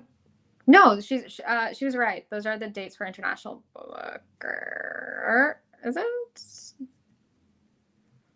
Well, what are you giving me the wrong dates for then? You just want me to get yelled at? No. So May 2022 to April 2023 is the date makes for International Booker. Because that just makes more sense. I know that sometimes the books aren't out yet, but chaos. Thanks for the chaos. You just wanted to jazz up this live with chaos. Yeah, that makes more sense. But I don't understand why you can't just do like January to December. Yeah, same. It's just it would make everything so much like let's standardize this one thing, guys. But you know who is doing that? Good old Carol. That's why we all need to support Carol Shields, whoever she may be. Whatever the rules are for this prize, you know. Maybe we should look up this Carol Shields. Yeah, I think we should. I'm going to do that now. 2023 Jury announced a new English award. Women and non-binary authors. I mean, she looks like a lovely person. She's smiling in here. I just don't know who she is. Is she maybe Canadian? Is that why? We don't know. Oh, I don't know. Oh, so this is a U.S. centered, well, in Canada, but like this side of the pond centered. So she was born in the U.S., but she died in Canada. Oh, I like this. Get us some books that we have access to first, and you guys have to wait for. Wow, the winner of the prize will be awarded $150K. That's a lot. Yeah, that's more than Booker. And then the 4 finalists received $12,000, which that's exciting. How did they get that much money for this prize? They were sponsored by Pajamas. Submission guidelines. So let's see, they're from January to December. Good. Novels, short story collections, graphic novels are eligible. Oh, I like the graphic novels are in there. Women and non-binary. Like. Encourages submissions by transgender women authors. Love it. Here for this. I think like the rules for each publisher get like I feel like Bob the Booker was talking about the International Booker and his nominees. He was talking about all the rules, and I was like, my eyes were glazing over. Like, you can put in this many books. Would you get this many books extra? Like, if you get like, do you get like bonus books if you've won before? Yeah. And it's like, my brain was breaking. It's a lot. She won the Pulitzer. Trust Carol. Trust in Carol. But they didn't really specify like if there's a theme or anything they're looking for. I'm here for a chaotic book prize, which is bizarre. Kieran must have thrown the book out of the window. Yeah. Only defenestrated books are allowed to be nominated. Yeah. Oh, she's got Melinda Gates money in there. Oh, that would explain it. Divorce money. Exciting time. Okay, well, I don't even know if I dislike Elizabeth Strout or if I just hate Amgash. I think Lucy, that's her name, right? Yeah. She's a very like annoying character, and I think she's meant to be like that. She's like, she was good for one book, and then I could. Yeah. See, I really liked William because the character goes to Newton, Massachusetts. Like, that's where the mother-in-law is from. And I know Newton. Like, I've been there quite a bit. Yeah, exactly. So I'm like, this makes sense. Like, I get it. I see the world. Like, I understand that thematically. And I liked it for that reason. I mean, my brother went to Wheaton College for a hot minute, so I've been up there. There's not a lot going on up there. But read Olive Kitteridge. Oh no, yeah. So maybe I just don't like. It's not necessarily her writing; it's her characters. There we go. I hate her characters. But I think I really would. I said this in my wrap up. I would like to see something more about her brother. I feel like Lucy's brother is a much more compelling character, and he gets like what, a short story? I don't know what he gets in Lucy by the Sea, but he basically gets very little page time. The character William, super annoying. Yeah, and it was very easy to read and like enjoyable. So wait, you want me to read Lucy by the Sea because the brother gets something, or just to make Alyssa mad? You just want you want another play-by-play of me attempting to get through Elizabeth Strout without digging my own eardrums out or whatever, poking my eyeballs out, however I'm consuming this. If you loved Lucy's bro, maybe don't read Lucy by the Sea. Oh, there we go. Oh, okay, great. I don't know if I like loved him. I'm just saying that he was a compelling character. I think her brother's got a lot of problems, which is why he's compelling. Oh, Lord. Oh, they're announcing the launch of Carol on March 8th because it's International Women's Day. That makes sense. Yeah, so we have a lot of prizes coming out, and I don't think that we could even make a prize list for Carol Shields because we just don't know enough information. No, I mean, it's short stories, it's everything. What I think is interesting is so there's a book that came out that we're reading. I'm reading this month. My Wing is a Pen of a Bird. No, My Pen is the Wing of a Bird, which is a collection of stories from Afghan women. And I'm surprised that that's not on some list somewhere. I feel like it has to be somewhere. There has to be a list that would capture short stories, and I would feel like that would need, to be on a list, because it just feels like such a unique collection of stories. Are you liking them? Oh, I haven't started them yet. Oh, got it. But it's got like tons of buzz, and it's getting a lot of buzz because it's voices you don't hear a lot because they don't get the chance to have a voice. And I think most of the stories are almost anonymous. Oh, wow. Because the world. And so I would be surprised, but I don't know where it would fit. Like, where do you put a collection of translated short stories? I mean, it could fit into International Booker. That's true. It would qualify. It was the most obvious Booker type prize. Every time I just see it, I can't help be like, oh, William. Oh, William. That's not what I think. I think that every single time. Oh, William. Fuck off. Anyway, how did you forget this was happening? I will get you an RPG. It's okay. You're here now. No, I do think that, like, Elizabeth Strout will kind of always get a nod, and it does kind of feel bookery, but it is annoying. I do find it annoying that there's some people that just end up on these lists, like, we've talked about, will Hong Kang end up on, International Booker? I think that will I would be surprised if that wasn't long listed. I would, she hasn't had a book on the list in a little bit, right? So Yeah. she's due for one, even though I don't know if Greek lessons is worth it. Yeah, I don't know over other books. I don't think it's worth it, but I see. I kind of like if I don't feel too strongly about this, but I do think I would prefer if books that were longlisted were books that were written by authors who don't get a lot of attention, because then you can spread that awareness for authors. Like we most people know who like some of these authors are. Like, we don't need to give them more attention. But I know it can be a bit political, because sometimes you're like, oh, so and so has never received an award, we gotta longlist them because they're so great. Eventually they'll get one. But I feel like that's kind of hard with I guess maybe that's easier to do with like the International Booker because it's so big, but harder to do maybe in Booker because it's a more narrowly focused pool. It's not the whole world So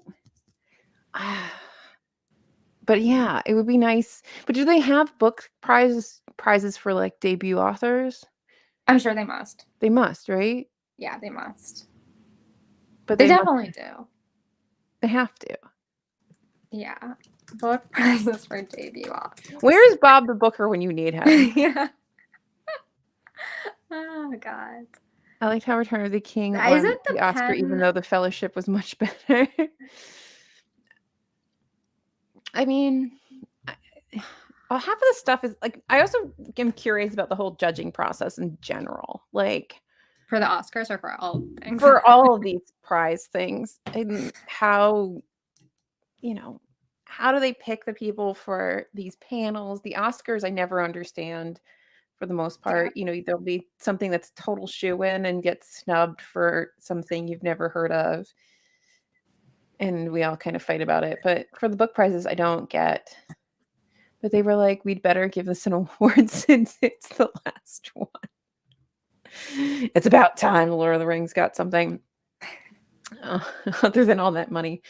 Yeah, but I'm curious about like judging the Booker and like the judges they get and the random celebrities, and are they even reading these books? I mean, I'm sure they're reading these books, but are they reading them the same way as some of the more literary judges? Probably not. I think it also would probably depend on like whoever has the strongest personality and can like really advocate for their books and wear other people down. I feel like that's how the Oscars works. It's like if you can push your movie in front of everybody. I feel like this is going to start like a small comment fight. Because I feel like some of you don't like either of these books. I liked both of them. I feel like I'm going to like The Colony. I haven't gotten there yet. I feel like I'm going to like it. It sounds like a book I'll like. It's like slow, literary. Yeah, he does. Steve has a lot to say about a lot of things. What is the Brattle, by the way? Oh, the Brattle is a bookshop in Boston, like in downtown Boston, that sells secondhand books, and they have in their parking lot they sell books for like $1. Yeah. So I should go for a day.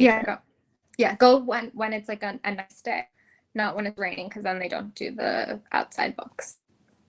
Yeah, because I have a little bit of time coming up and we can't go anywhere, so we could do that. That'd be fun. No, wait, I can't buy books. Damn it.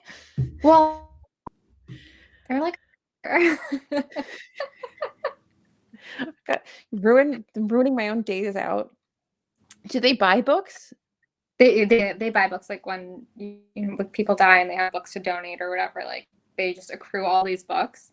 They sell them. And then if you also need like first editions and like books that are hard to find, they help with that as well. Rare books, like that kind of stuff too. I'm scheming in my head how How do I get books from the Brattle? I think if there were $1, that's a gap in the rules. Surely you're gonna have to take that up with Bitter Pearl because she's the rule keeper. And being $1 is not in the rules. I skirted that by on Valentine's Day as a date.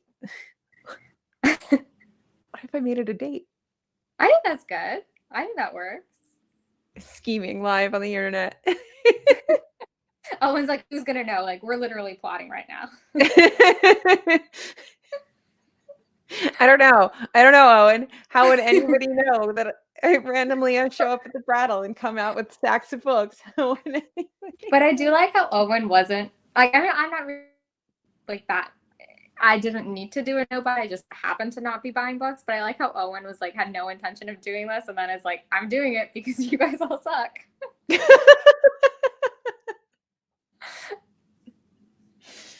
I did use some Pango bucks to get 2 books recently. I got I have White Teeth coming because for some reason I don't actually own that, and Midnight's Children. So those are coming. The first rule of baking no buy. Don't tell anybody. Do you like Zadie Smith? I have not read Zadie Smith yet. Okay. But the new book sounds really interesting, so I figure I should read some back catalog stuff. And I do have a couple. I only have these 2. I only have On Beauty and Swing Time, so we're sitting right in front of the S's, so it's easy. But yeah, I've heard really good things about White Teeth, and especially like the audio. I know that Pedro said the audio is phenomenal. I cannot use Pango books to buy Plek because Plek is not on Pango. That's not how this works, okay? Somebody has to own the book and sell the book. I'm trying to get Infinite Jest, but it's too expensive. I'm not spending $12 on this book. It's not happening. Everybody loves White Teeth, it seems. So I need to. Have you read Zadie Smith? I've read Swing Time. And then I started her short story collection and dropped it. What I do best, Owen. And I tried to. Sorry? It says, what I do best, Owen. I yell at you. I tried to read some of her other stuff, but it hasn't. I kind of DNF'd them. I know the White Teeth is supposed to be really good, but that new one that's coming out sounds really interesting and right up my alley. So I feel like. And it's like a release that she hasn't released a novel in a long time. Yeah. So you're easy to shout out. Poor Owen. Now I feel bad for Owen. My poor little Owen.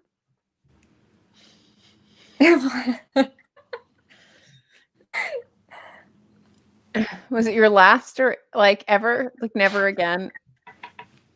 Always hate towards poor little We are Owen. just a platform for hate. Especially of baked goods. Yes.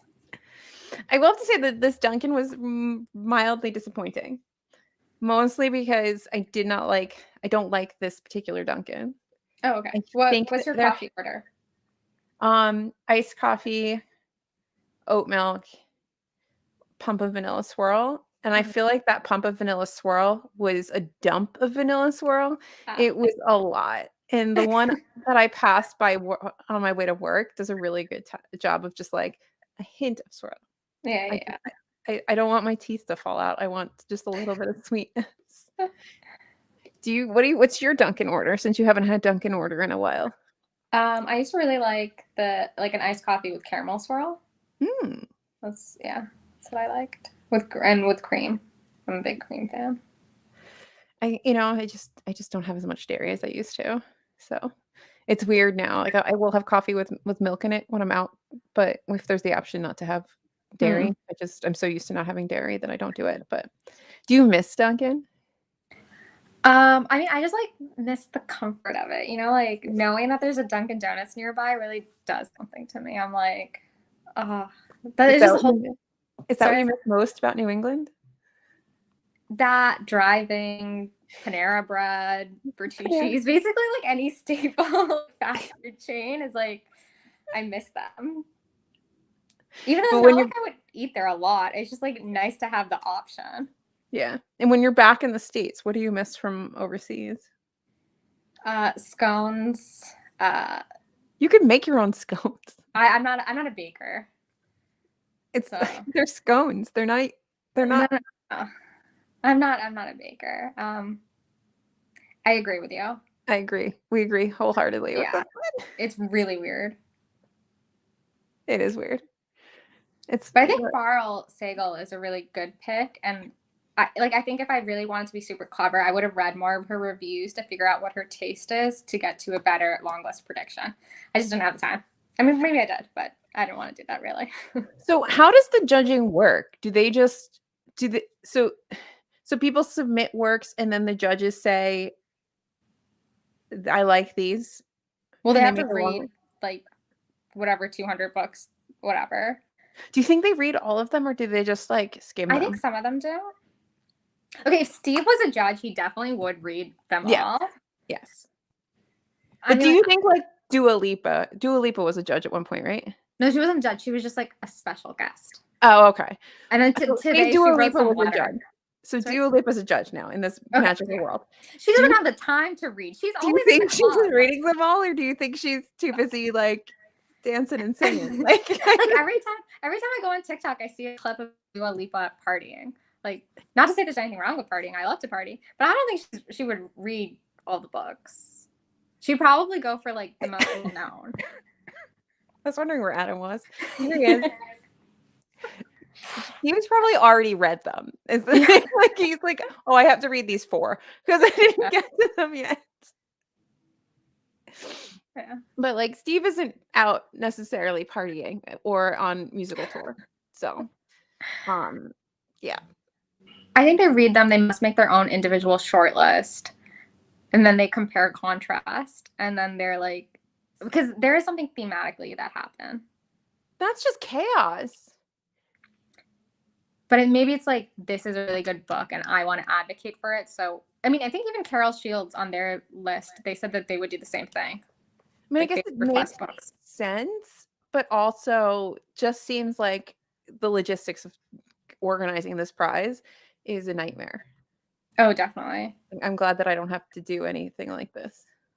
I don't know. I would love to do it. You would love to do this? Yeah. Just international booker. I don't think actual booker. I think reading like translated fiction is so much fun. Yeah. I was just like I don't think I could do it a lot, but just to do it once in your life, I think sounds great.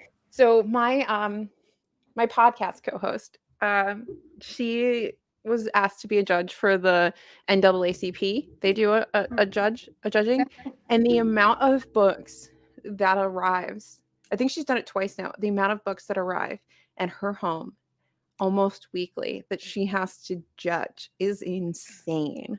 And it's not even like a huge, international kind of prize. It's crazy. And she does like their nonfiction section. So it's just like memoirs and all this stuff just showing up, and like it's crazy. She'll come home and there's huge boxes. And it's I feel like if I were to do that, that would be the only year that I'm reading only translated fiction. So much, Emma. It was just Saunders slander for days. Yeah. They also read the long list again before picking the short list. They must be sick of them by that point. Surely they're skimming it on the second read. They're not like in depth with sub vocalization, right? I guess it depends on like if you liked the book or not. Like if you already have your, like if I had to reread More Than I Love My Life, I'd be skimming it. I'd be like, no, I'm not advocating for this, but sure, I'll reread it very fast. Like, or do you think they only really like? How do they know? Like, does somebody like watch them, or do they only read the ones that they really think should be shortlisted? Well, I guess it's like on their conscience, right? Like, you're doing a service to the bookish community. You should read them. First and last chapters and whittle it down. They actually do a tier ranking. So I'm going to run my channel from now on. I'm going to go through every book on this shelf, and I'm just going to read the first and last chapter of the unread books and decide if they're good or not. I read a lot of books every year, but I don't think I could read specifically like a list of 150 plus books. How long do they have to read everything? I don't know. When did they announce the judges? Like a while ago. When are submissions due? I don't remember off the top of my head. I would hope that they are they getting like a running list of books, you know, like, so say you're a judge in September and the lists start pouring in October. Do you get drip fed a list of books so you're reading, or do you have to wait till like submissions are over? Oh, I would hope that they would do it like a rolling basis, like as they come in. I think that makes the most sense. Otherwise, it's too much. Yeah. You can't surely you don't wait for like all 200 books to be nominated. Like, here you go. Read them. Then you're definitely reading the first chapter and the last chapters. Maybe they split them up between judges. I mean, that's how they do the BookTube prize. But, you know, the BookTube prize is not illustrious in any way, shape, or form. Imagine being a judge and having to read like 4 times and go. But they did do that, and they still picked that book. Oh, God. No. I'm just so not interested in Booth. At no point in my understanding of this book, in my world, this book coming into my world, has it ever interested me. Yeah, I wasn't interested in it either because I really disliked the cover. And then I read it and I was like, we could have done without this one. Oh, in August. Oh, in August. Okay. I just picked September out of my butt, okay? I don't remember. Time just moves. I don't know. So they've maybe had like 7 months to read these books. I mean, you could conceivably do it. Yeah. I mean, Adam, sometimes we agree on books. I can't wait to do a battle of the books with you. Yeah, me either. But I also wonder, do you actually physically read all the books, or do you read them and DNF them and go, I'm 100% not doing this book. Like, this book sucks. And that's your answer. I guess it depends on your personality. Yeah, I agree with that, Tony. Yeah. But I think these people have families and lives and whatever, jobs and stuff. So I don't know how you time manage this.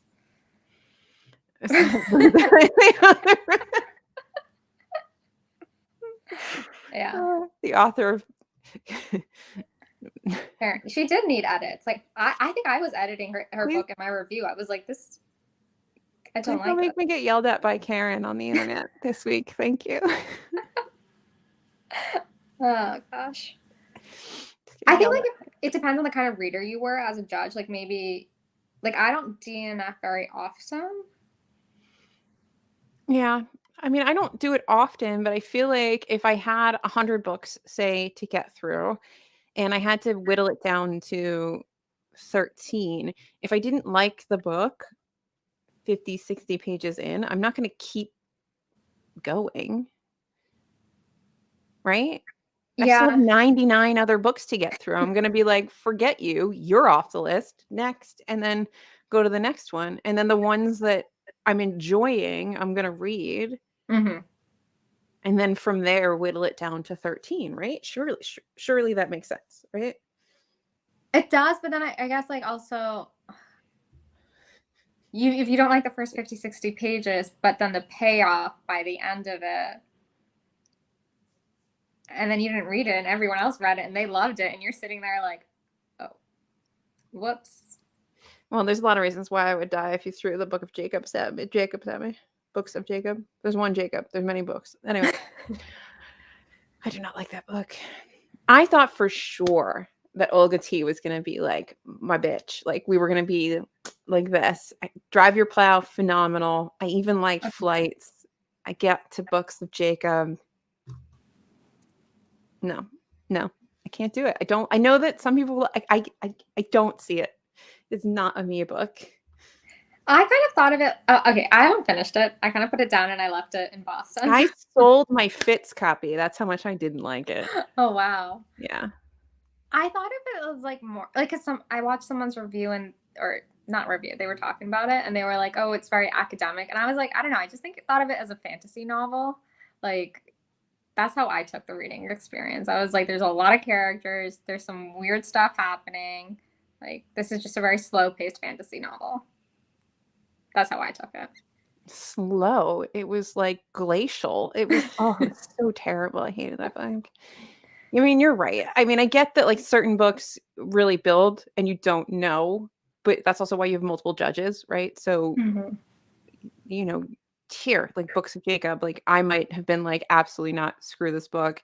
And you're like, well, actually, I think it has merits for X, Y, and Z. And so that's why you have multiple judges. There's also this. Sometimes they're great and then they suck.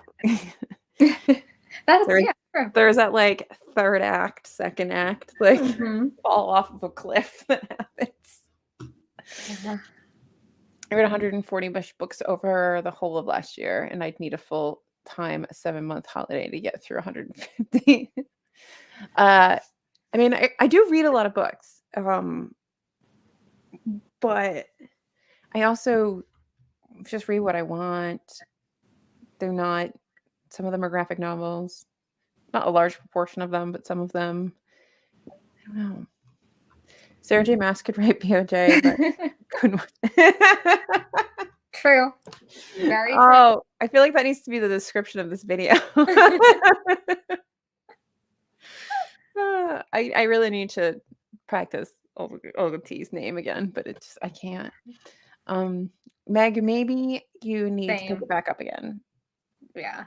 I took a break.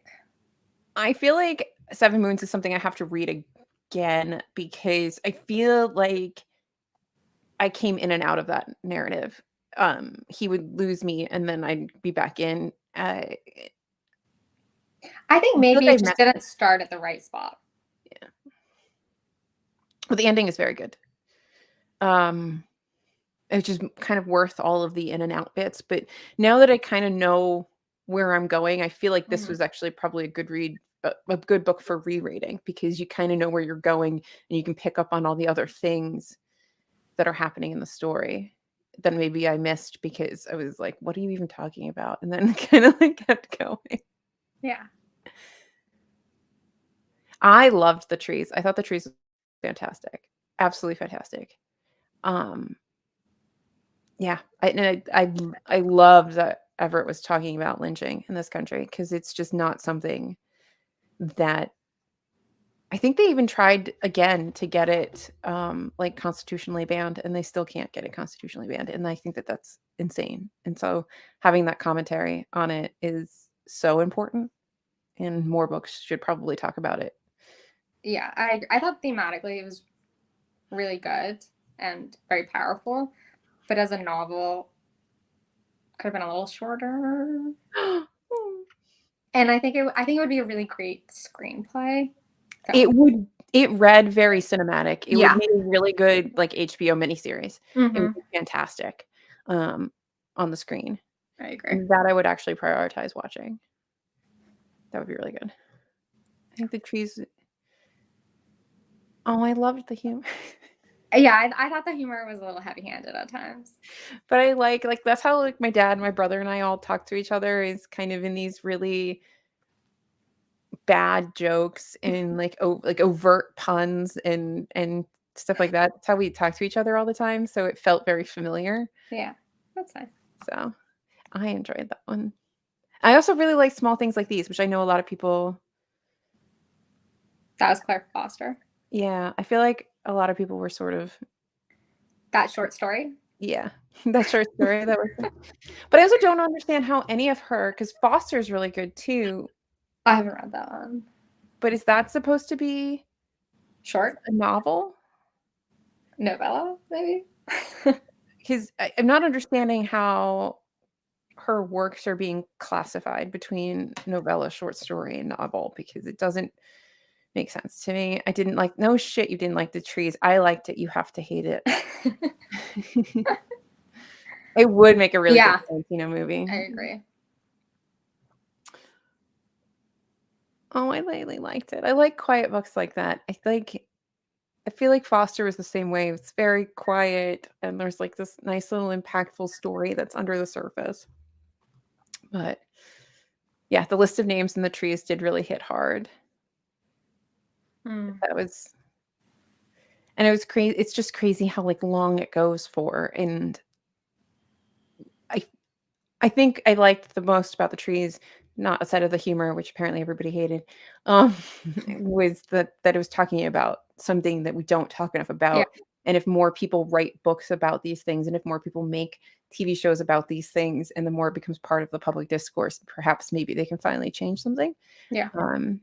So there's just so many problems. We can't possibly cover them all, but there's some that I feel like should really get more airtime. You guys, you're hurting me. It's okay. But it's also amazing how prolific he is. Like, yeah. there's so many books. I didn't realize that. I didn't realize that he's got. I know he's got like a newer book out now. Doctor. But Doctor No. Hmm. I don't know why I shouted that. Doctor No. But he's got some book called Telephone that he wrote 3 different versions of, and they're slightly different. Oh wow. And like, I don't know if I could read 3 different versions of the same book one right after another. But it would be really interesting to read them maybe like one a year and see what you remember. I thought Small Things was pretty good. It was a parable about the difference between organized religion and how to actually live a Christian life, if that makes sense. No, it does make sense. And I do tend to gravitate towards literature that criticizes the church specifically, probably from my own biases. Like, I kind of like Lapvona because it pokes fun at the corruption and sort of fakeness of clergy and how they interact with men of power. But I mean, I think also like Wolf Hall sort of does that in a way too, because you can see the corruption of the church and how religion gets manipulated to bolster the power of whoever is in power. So I don't know. I like it. I feel like the people most impressed by small people. I keep small by small people. I feel like the people most impressed by Small Things were people who didn't know about Irish history or the laundries. Or the people who were most impressed by small people. I love small people. Willing to be wrong. No, I think that is part of it. I think that a lot of people had no idea what the laundries were. I mean, I only knew about them because I just watch a lot of documentaries. When I do watch TV, I tend to watch more that kind of stuff than dramas and shows and things like that. So eventually, if you watch enough history, you hit things like that. Yeah.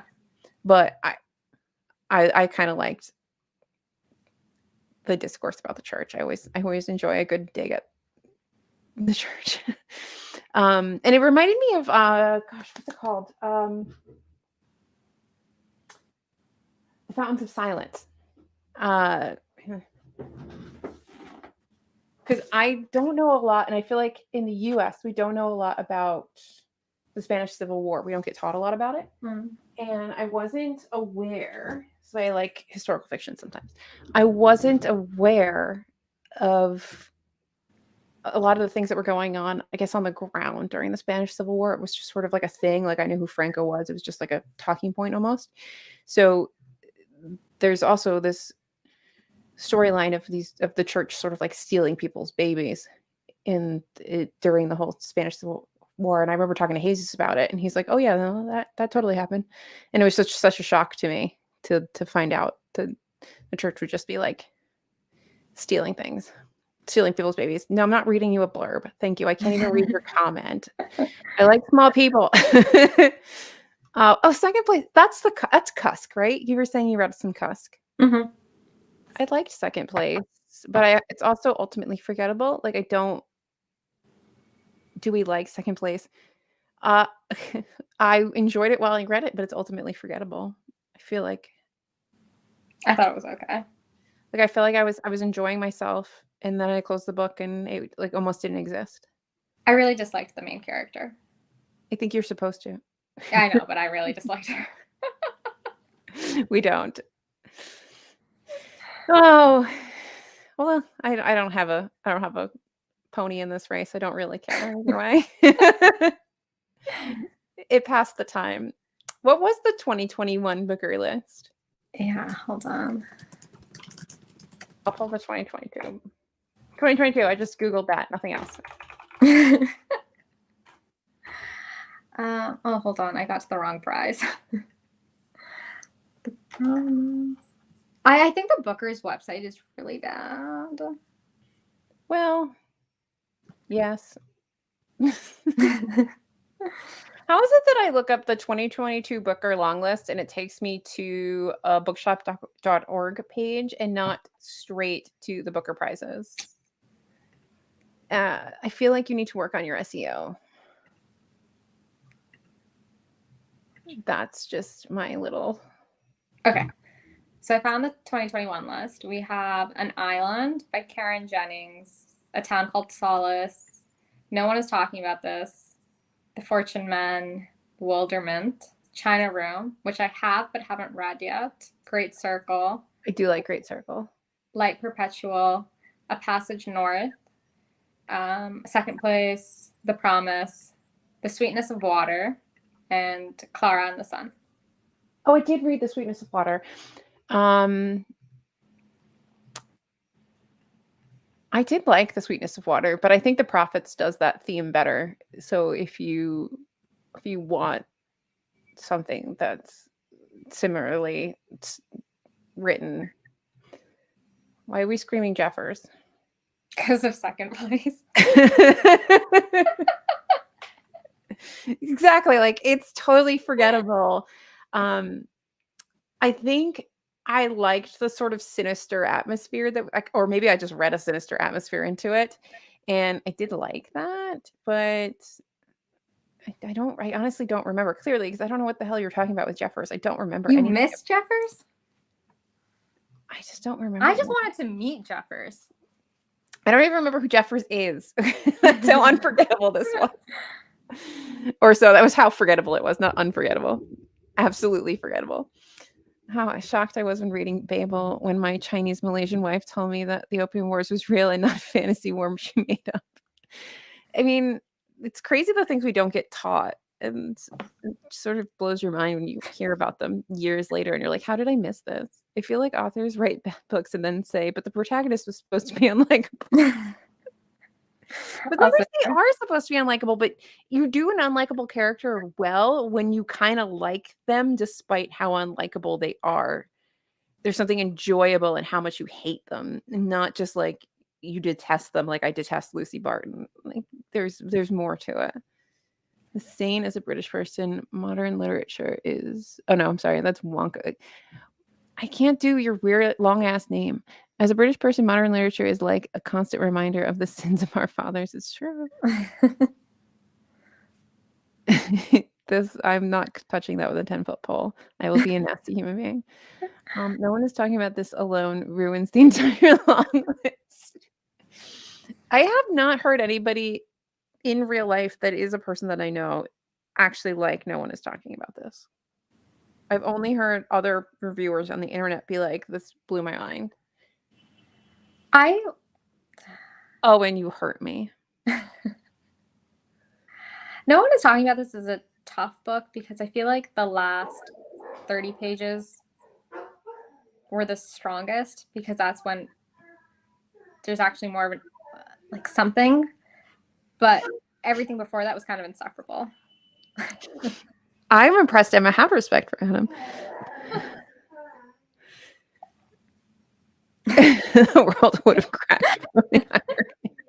They should have just given it for that reason.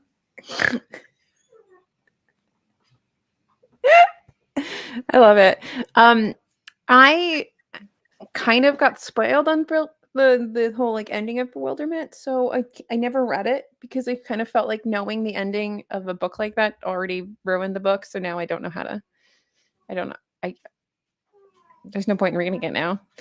Is it No One Is Talking About This? Just tweets. Is it? Basically. That sounds boring. Have you not read it? No, I haven't. I've only read, so like I don't tend to read in the entire long list. I read like certain things. So like I've read The Great Circle. I've read Second Place. I read The Promise, The Sweetness of Water, and Clara and the Sun. And I think I have The China Room somewhere. And that's really it. I mean, no one is talking about this. It's very easy to read. It's like I guess if you like Patricia Lockwood's like actual tweets and like internet personality, you might like the book, is the impression that I got from people. But it's like kind of writing about how the internet is. So there's like humor, jokes, and it gets kind of twee, I think, and annoying. I love the word twee. I do enjoy that. Oh God. Wait until you get older. People will tell you spoilers and you'll forget about them a couple weeks later. I wish. Somehow that always comes back. Can a dog be twins? What? I've forgotten it. Is that in a book? I think it's no one is talking about this. There's a lots of like jokes and okay. Okay. Well, I don't understand. I have not read. I did like Great Circle. And my favorite like critique of it was like, can you just sleep with everybody? And it's yes, you can sleep with everybody. It's basically the answer. Yeah. And nothing wrong with that. Sleep with everybody. So, but what was I don't even remember what was on last year. So maybe I can read Bewilderment in like a year or two when I've totally forgotten what was even. Yeah, so like the 2022 long list will be the first time I've read all the Bookers, except for Booth, because I refuse to read Booth. Yeah, you don't need to read that one. I'm good. I don't need to read that one. I'm not. Yeah. I'm not missing anything. What? Oh, you mean the cat? Like, is that the cat with like the rainbow butt? You know what I'm talking about?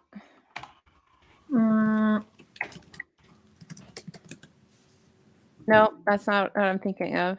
Oh, I think is that Patricia Lockwood's cat? Oh, sorry. It is Patricia Lockwood's cat. It's a cute cat. Yeah, it's cute. It's a cute cat. We're good. Clear we're too chronically online for that. Sorry. I'm not that much online. Yeah, Nyan the cat's the one I'm thinking of with the rainbow butt. That has like a song with it, right? Isn't there like a I think it has it.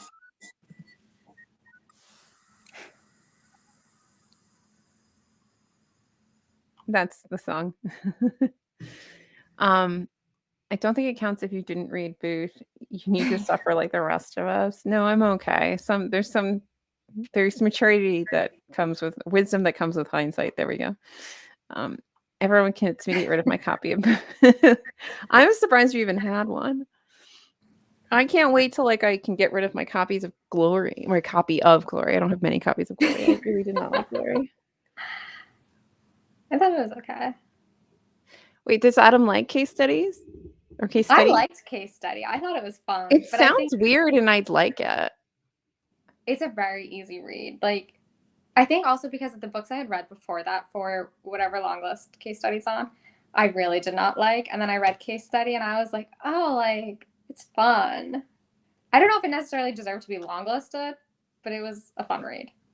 I feel like a lot of things are objectively better than Booth, and I don't need to read Booth to know that. It was a good time. Yeah.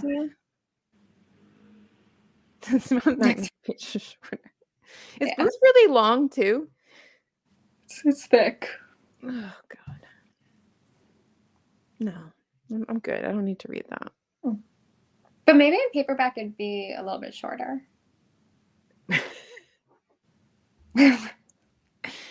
Everything can't be punk. After Booth, Case Study was a good reminder that you can read for enjoyment. Exactly. Yeah. I think the other thing that really hurts is that the way Dee Dee has done the list, I think Booth is the last one. So I don't feel like I need to read it. It's like I'll just take that month off of book club.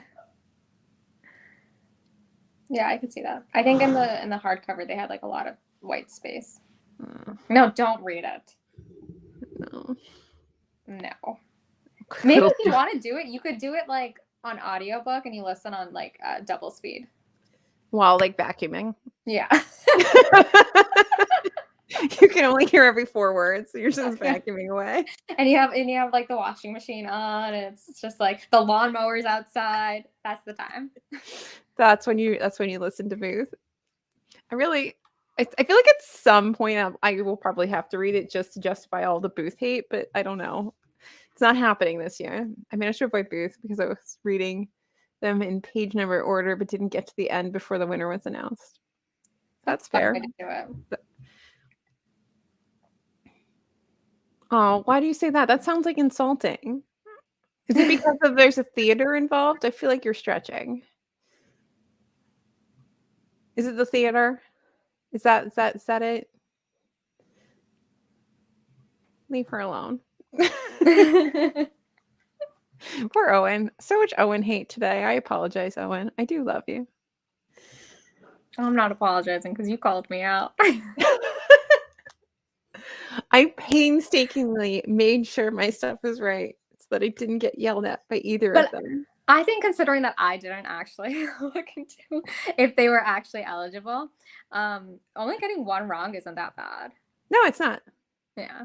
I swear they really like long historical fiction. Speaking of long historical fiction, did you read The Eighth Life? No, you didn't read The Eighth Life, right? That one's actually really good. I think to date it's still the longest book I've ever read. And that one's it's also like multi-generational family sagas, which we've already discussed is not your fave.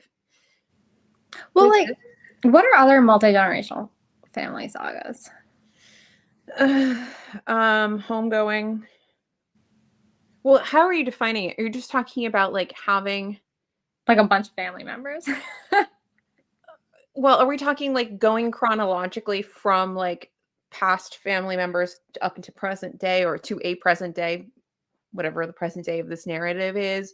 Or are you talking about having sort of one timeline and a bunch of different people from different generations all coexisting together in this one timeline? I think either could work for me.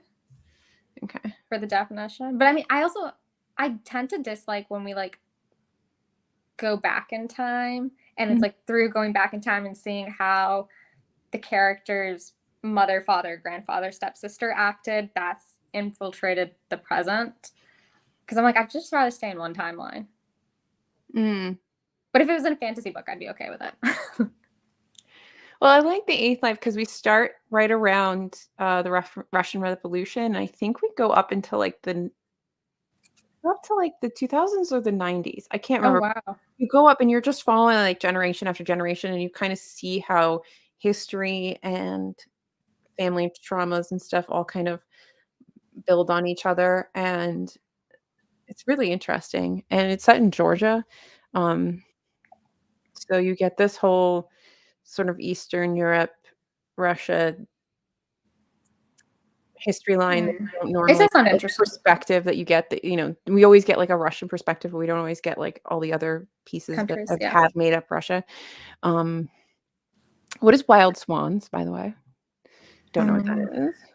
Wait, someone, are you talking about the book or the real John Wilkes Booth? Because loving one of those is worse than the other. More Than I Love My Life is a multi-generational family saga.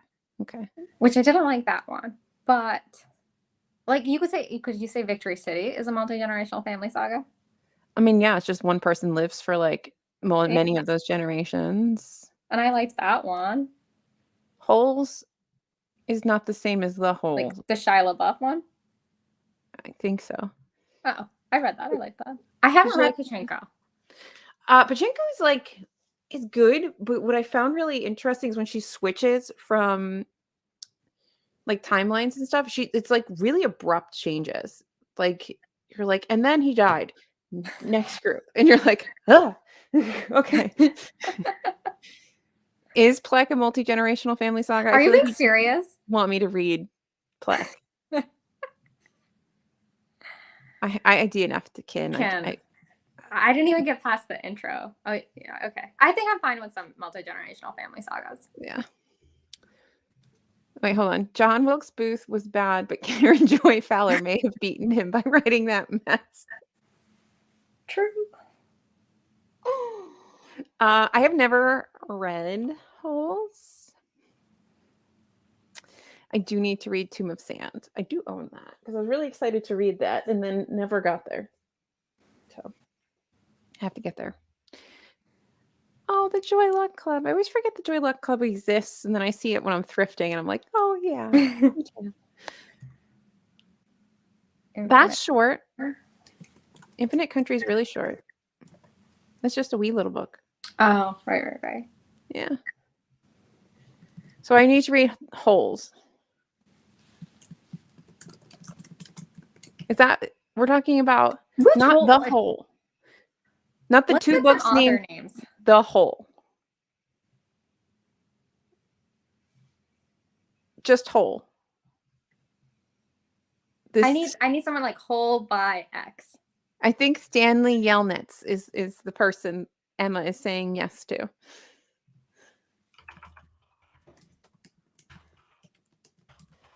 And I probably said... That's Shia LaBeouf's character's name in Hole. Oh, clearly I have not read this book. Books, Holes. Okay. It's by Louis Sachar. And this is supposed to be good? I mean, they made a movie out of it. That means nothing. I think I had to read it in school. I don't know. I know I read the book. We read a lot of intergenerational family sagas about Chinese diaspora in this house. Well, I think I get that. But like the Joy Luck Club was huge. Like there are those books that are really big and they like kick off, and then I feel like they kind of fall. Yeah. And then you see them later and you're like, I remember I was supposed to have read that for some reason. Somebody really enjoyed that 10 years ago. Cannot be good. I feel like we're going to have to read Holes and decide whether or not it bangs or if it doesn't bang. I know I read it. I just don't remember it. I remember the movie as well. If it's middle grade, I'm not gonna like it, just so you know. I tend to not like a lot of middle grade. I can't. I've tried too many. Yeah, we might as well. Next week, everybody come with your opinions on Holes. That sounds so wrong. I am not mature enough for this. Group reading Holes. No, I can't. I feel like there's a lot of things to be read. There always is. I kept thinking I know the name.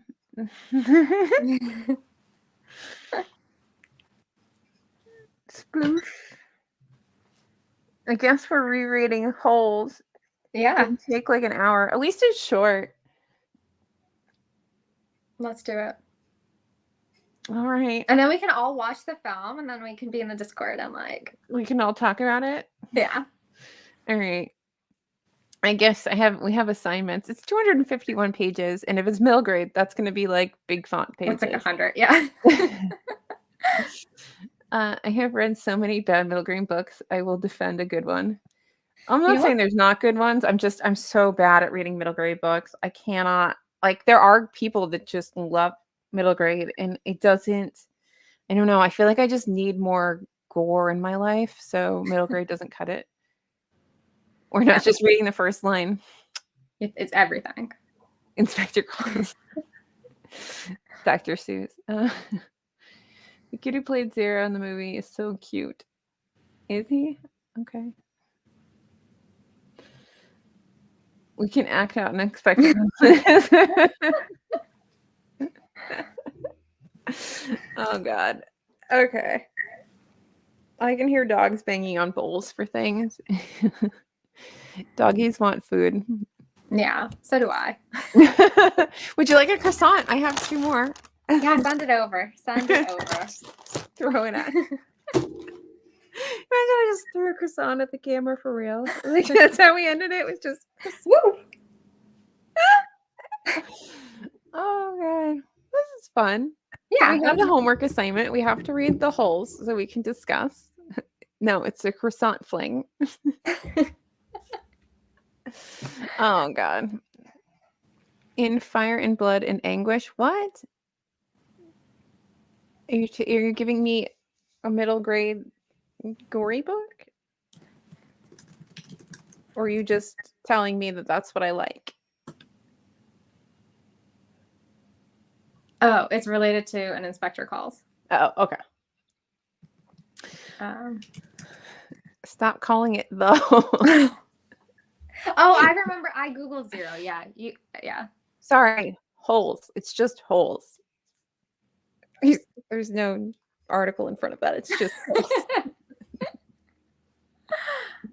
I'm sorry. I grew up with books like Lord of the Flies.